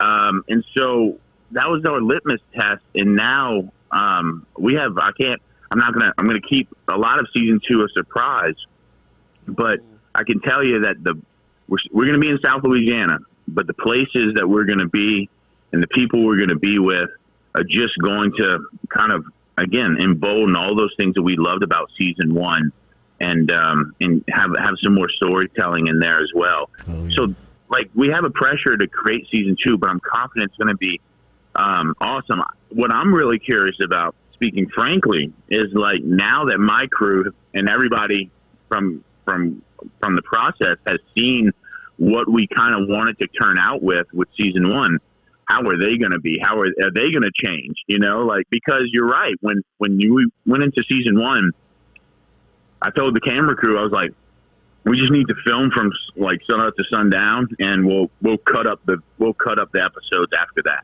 right? And we'll make episodes from it. I know that. Right. And we had a very loose kind of episodic structure, if you will. Yeah. But I didn't know how it was going to come out. I didn't know how my friends were going to receive that, and I didn't know how they were going to act on camera. And came out that they were great and perfect, and they were just themselves. And I'm pretty sure it'll be the same for season two. But now they know, wait, I can say that again. I can take a different take on that, yeah, exactly. So. They have an insight now what we want it to be, and they see how everybody's responded to it. And I think Louisianans, we're kind of natural characters just in general, and we're typically pretty good storytellers. And I think our accents help, and just our way of life and being authentic in that really helps people from outside of Louisiana be entertained and get it and understand and feel authentic. And those guys are just going to be great at that. And I'm going to lean on them some more this year for sure, though. And that was going to be my question. Is it's by all accounts it's a TV show. So usually there's I don't want to call it like a writer's room, but there's ideas that are tossed around. You almost have like a loose script. But it seems like on your show you're just letting your boys be your boys. Y'all are all hanging out. Yeah, exactly. So myself and Daniel and the other cameraman and the photographer, we all have what we want to get out of season 1. And for the most part, like the writing room section, right? That creative ideation kind of moments of all the pre-production that go into a show like this. We have ideas about what we want to talk about and say, but there's really no telling what's going to happen once you get out to the camp and start getting on the water and in the blinds and talking about things. In the beers. It's just inevitable. Yes, in the beers and everything. It's just inevitable that what happens in the conversations that happen within the camp and the duck blind and around food and culture and conservation and hurricanes and you name it, X, Y, Z, it's going to evolve and change as we go. And so in a certain way, you kind of, you make this, it's not a script, but you have these ideas of things that you want to touch on, foods you want to cook, just different elements of the show. And you're like, okay, this would be great for this one, this and boom, boom, boom, boom, boom, boom, boom, boom. But really, like, nobody has that piece of paper out when you're in the moment because you're really filming something that we do all the time. Like, we're going to a duck camp. We have to cook food. We hunt ducks. We drink beer. We talk shit. We talk about conservation, and you're just filming it. You know what I mean? So I can write all the ideas I want on paper. That paper will likely not come out until maybe when I'm in bed at night. And I'm like, cross-eyed, looking at this paper, right? And like, oh, wait, we could have got this. We forgot about getting this, But we'll do it I don't know. We'll see. How cool? Because I saw you reference it when you were sitting in the duck blind of like looking back at old memories from whether it be like your dad, your uncle, your grandparents, of them at the duck camp. How cool is it that you're creating these memories in these digital files that whether it's your kids or your kids' kids or whoever it is, because that to me is a very cool experience of the camp, like that kind of goes unsaid. That photo album that either sits like in the master bedroom or on the coffee table that has like collected these memories from 50, 60 years that now you'll be able to have these where you could just go hit play on YouTube and people will be able to reference these great, like sunrises over the Gulf in 2020. You're absolutely right. And selfishly, I created this show just as much for me as I did for everybody else for that exact reason. And you're hungry. I love the old the photos and duck camps and fishing camps around Louisiana. I love reading field notes that some folks kept at their duck camps and or fishing camps that they didn't get destroyed by hurricanes through the years. Just the type of ducks they shot, the amount of ducks they shot, the temperature of the morning, the wind speed, and so on and so forth. I find them fascinating. And I think we're really fortunate in a lot of ways. In some ways, unfortunate, but in many ways, fortunate to have this digital age that we're able to log all this stuff in a way that is like digestible through entertainment. And we can share those field notes, if you will, with the world in this way. And you don't need to have that physical book. I still love keeping a physical journal of field notes. And I think they're really helpful when you go 20 years down the road and you're talking about environmental change and conservation. Yeah. But, you're exactly right. I mean, it's just, I love creating what I'm doing right now. And I love the idea. Don't know if it's going to happen, but I love the idea that 20 years down the road, me and my sons or daughters are watching this and at the duck camp on their whatever they're going to have, maybe much more than an iPhone. Maybe it's something much more rad 20 years from now. Right. Yeah, we're back to like just tube television. We've circled all the way back into technology. So, yeah, I mean, we'll see. I I love that idea. I create it selfishly for me. If it doesn't happen, then at least I'll have it, and my friends will have it. And that's what I thought. It was like, even if we didn't do a season 2, my friends, right, the 6-7 guys involved in that show would have it for a lifetime. That was enough for 100%. me. 100%. So I love the fact that my son or my grandkids or my great-grandkids, like you say, selfishly, will always be able to go back and reference an interview that I did, and they'll be able to just pull it up.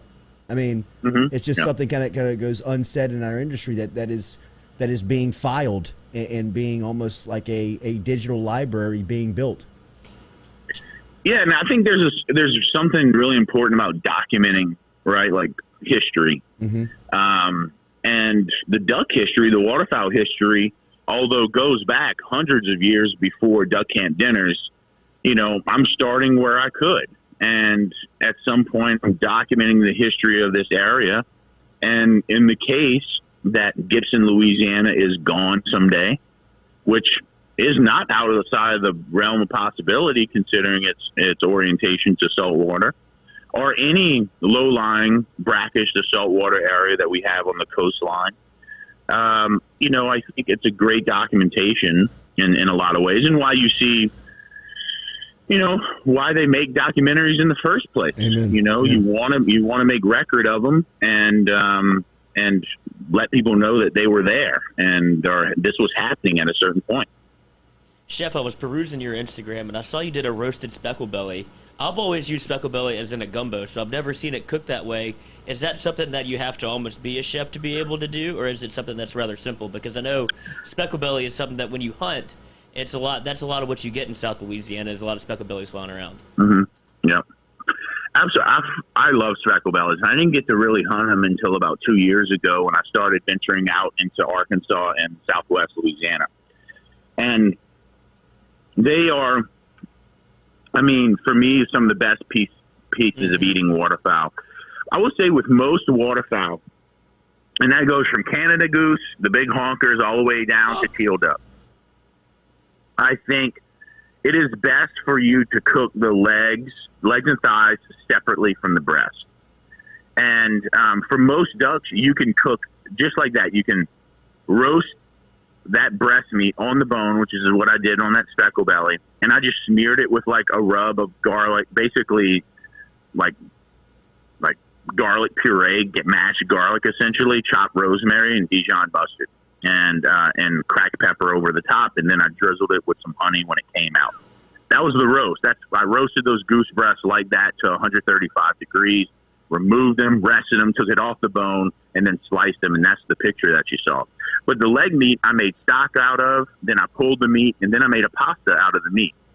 So I created this kind of egg noodle pasta, roasted mushrooms, bacon, and some Parmigiano Reggiano, and made it like a pasta. So I had this this whole goose cooked perfectly the way I wanted it to, but I had to go through the process of creating 2 different dishes because the legs just don't roast in time. Like, they're not done in time for the breast. And by the time the legs are done, if you keep the breast on, the breast is going to be over dried and overcooked, which is why a lot of Louisianans, which is not a bad thing, I call Cajun food the great equalizer of game. And so if you don't like game meat or the way game tastes is good, there's a good bet there that if you make it into a Cajun dish, somebody will like it because it's just a great equalizer. And in gumbos, you can just cook all that together till it all falls apart, right? Right. But if you're not going to put it into that, then separate them, cook the legs separately in like something that can go a little longer, like making a stock or a chili or something like that, or a gumbo, and then take the breast and then roast them very simply, season them, get a good wet marinade or dry seasoning on them, roast them to 135, rest them, take them off the bone like you would Thanksgiving, and then slice them in like those slices like I did.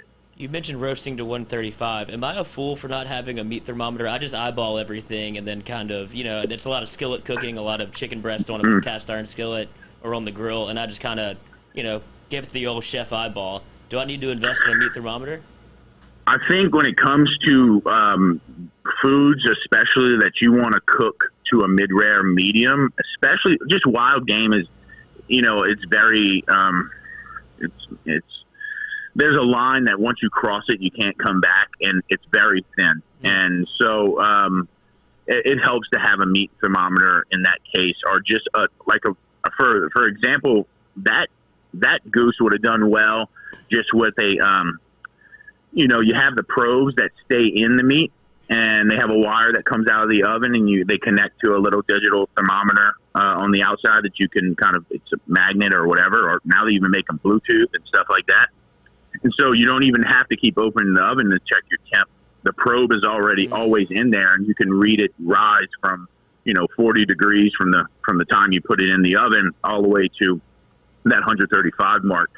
In steaks and stuff, I've never probed my steaks because I've cooked literally thousands and thousands and thousands, and I'm pretty good at just with the touch and feel,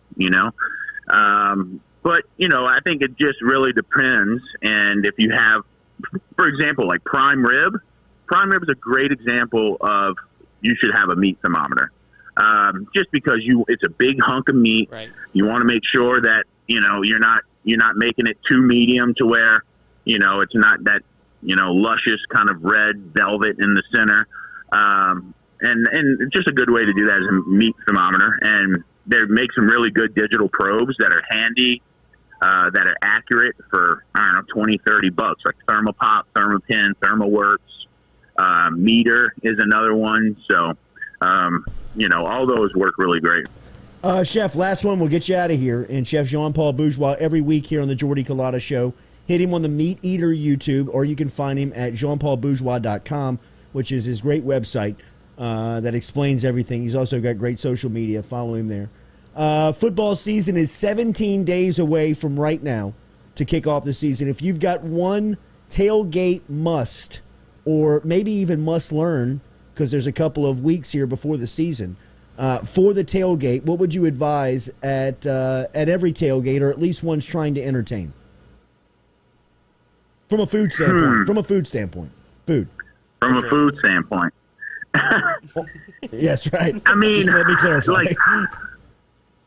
Personally, if I'm just talking just really simple and I know going to be delicious, and from a tailgate, the first thing that pops in my mind is just a really great smash burger, right? Okay. And I think we're all very familiar with hamburgers at tailgates, and when I say smash burger, I mean okay, for example, I probably put more thought and technique into creating a great smash burger than I did that goose recipe. and so to your point about does it take a chef to create this goose recipe, I would say no, for the fact that I know that the amount of thought I put into how I create a good cheeseburger is just as thoughtful as how I did that goose breast.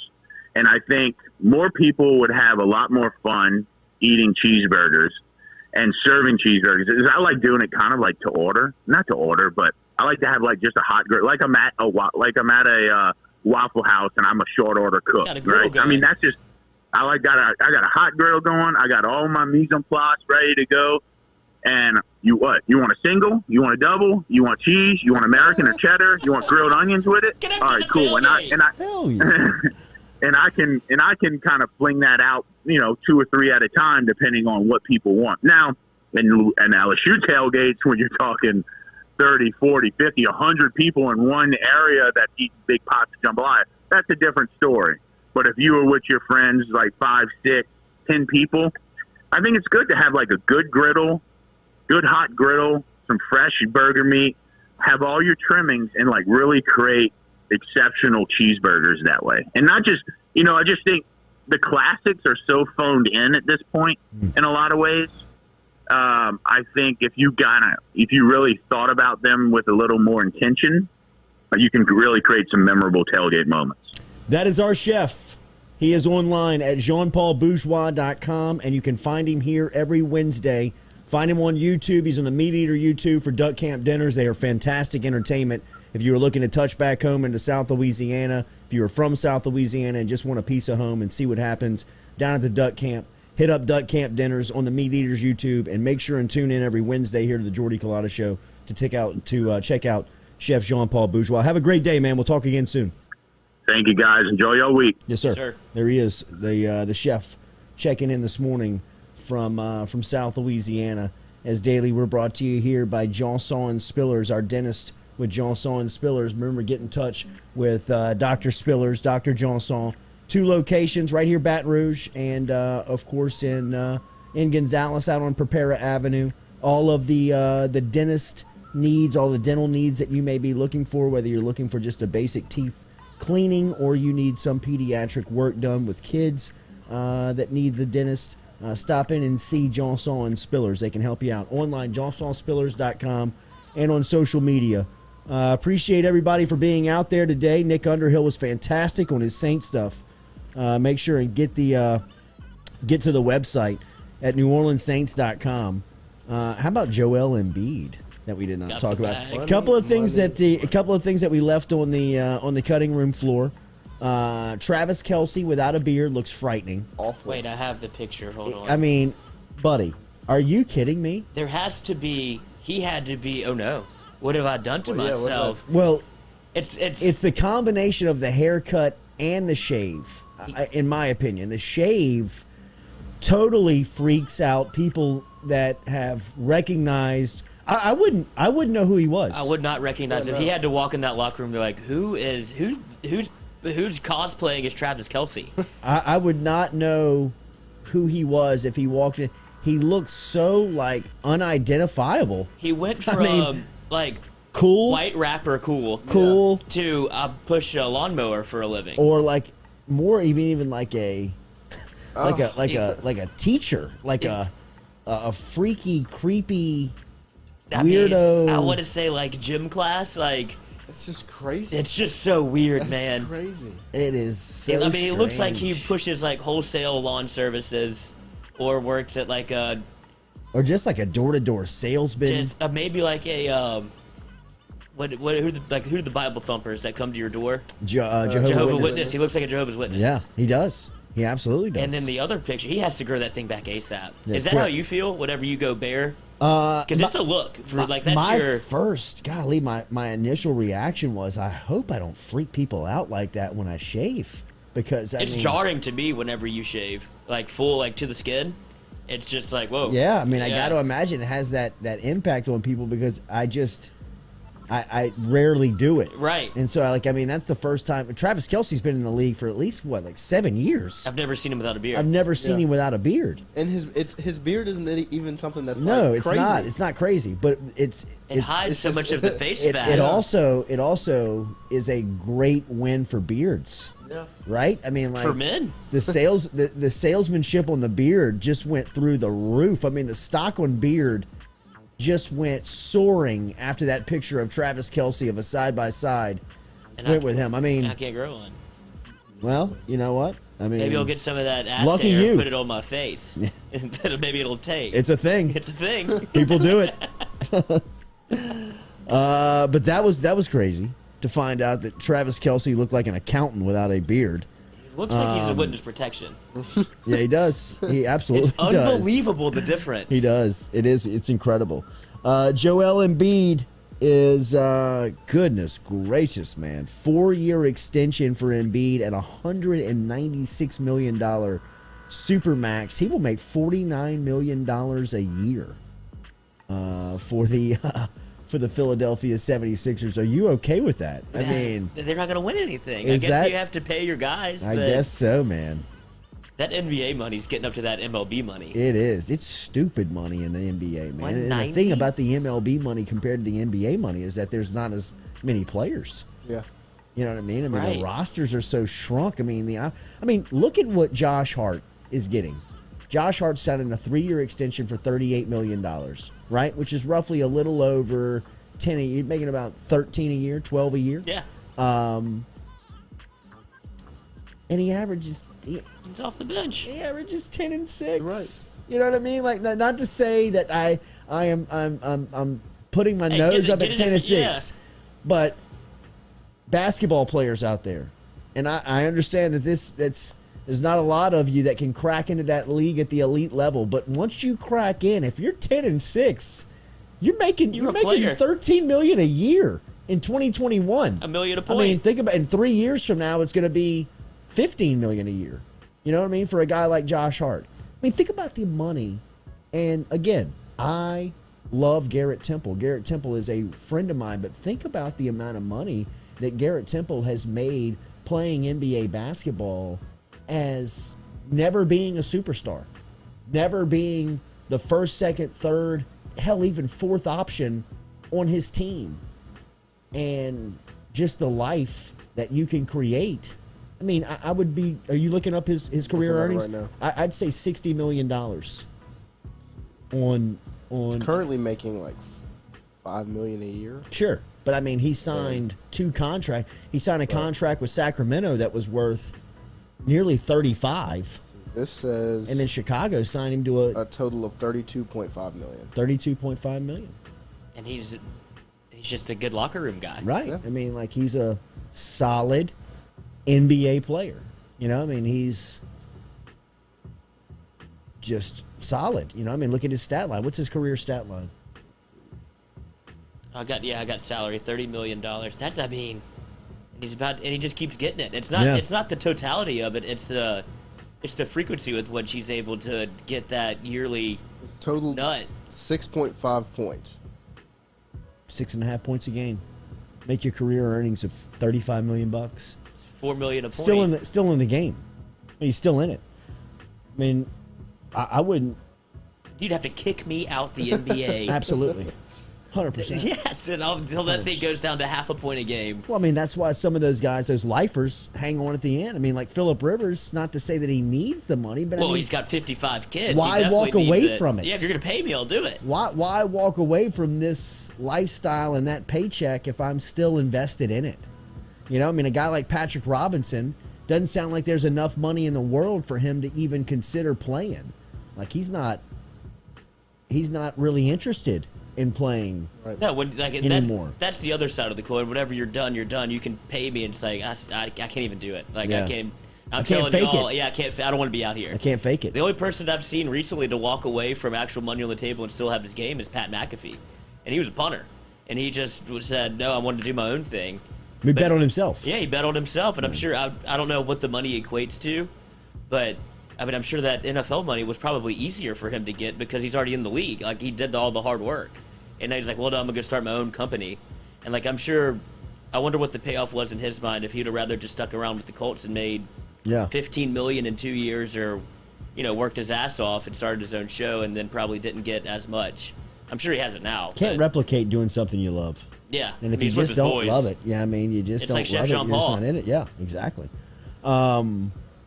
I wonder how many NFL players, especially those backup guys that probably have lost the sense of being able to get that second big contract. Like, you can stay in the league, but you're going to be a, $2 to $5 million a year type player, which is good. You know, it's a good life, and you're financially, if you can invest right and take care of your money, I mean, you're really set for the rest of your life. But I wonder how many of them look at NBA players that are averaging 6.5 points for their career and have career earnings of $35 million, and them probably thinking, because all these guys at one point probably made the decision to either get away from basketball or make football their primary sport.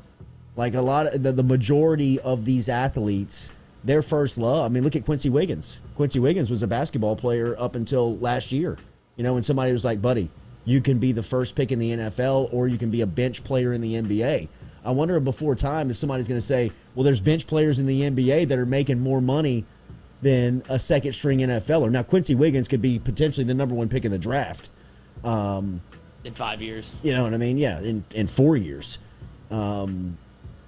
So, I mean, it's a little different for somebody but a lot of the stories start at the same spot, in a high school basketball gym. Yeah, like Jordan Toles, I'm sure he's wondering if he's like, man, should I just have gone to the basketball team? Why not? Yeah, I mean, he's struggling to find a role in the football team, and he's like, well, I was good enough to play somewhere. And then you look at the basketball money, he's like, I can't sniff the roster at LSU on the football team, like, kind of wasting away over here. So that's a tough decision to make. And you saw the safety center fielder LSU. He just transferred out. Yes, Mo Hampton. Mo Hampton. You saw him make the decision. I mean, he walked away from $2.5 million out of high school to come play football at LSU, football and baseball at LSU. Now he's in the transfer portal. Like, those are life-changing decisions you're making at a very young age. Yeah, no doubt about it, man. And the money is just going up. The amount of money is just going through the ceiling for everybody. Yeah, it's TV. It's the only thing that people watch on TV now is live sports. In my mind, like I don't tune in to watch. I don't watch anything on cable other than sports. That's right. All right, have a good Wednesday out there. We'll be back with you tomorrow morning at 7 a.m. for Lloyd, for Noah, and the rest of the crew. Check back in with us 7 o'clock. Remember, everything is podcasted and brought to you by RMB Builders. We'll be out at LSU Football this afternoon. We'll have a presence there. Booty calls today with Keyshawn Butte. At some point, we will have it for you up and operating here on the Jordy Culotta show. I do want to say, let's keep an eye out on Jack this fall. He's bartending now. He's working these late nights. Let's see where the weight goes. Because I've seen this take a toll on people where they've tipped the scales at the end of a football season. They didn't know it. Because you were like, look what happened today or yesterday. He gets called in late night. You sleep in. Now he has to go to practice when you get that workout in. Yeah. And so I'm just saying, let's keep tabs on our boy. Make sure he's okay. I don't want to eating schedules off. Oh, you're eating bad food at 4 a.m. like because you're hungry, but there's nothing open, so you got to go fast food. We need to get a pre-weight date on him. Yeah, we should weigh him in. Yeah.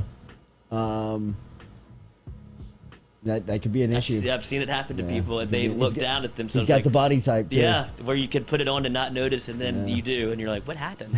Where did you go? What happened to me? I mean, like, goodness You gracious, thought you liked bartending. All right, boys, have a good day. We'll be back with you tomorrow morning at 7 a.m.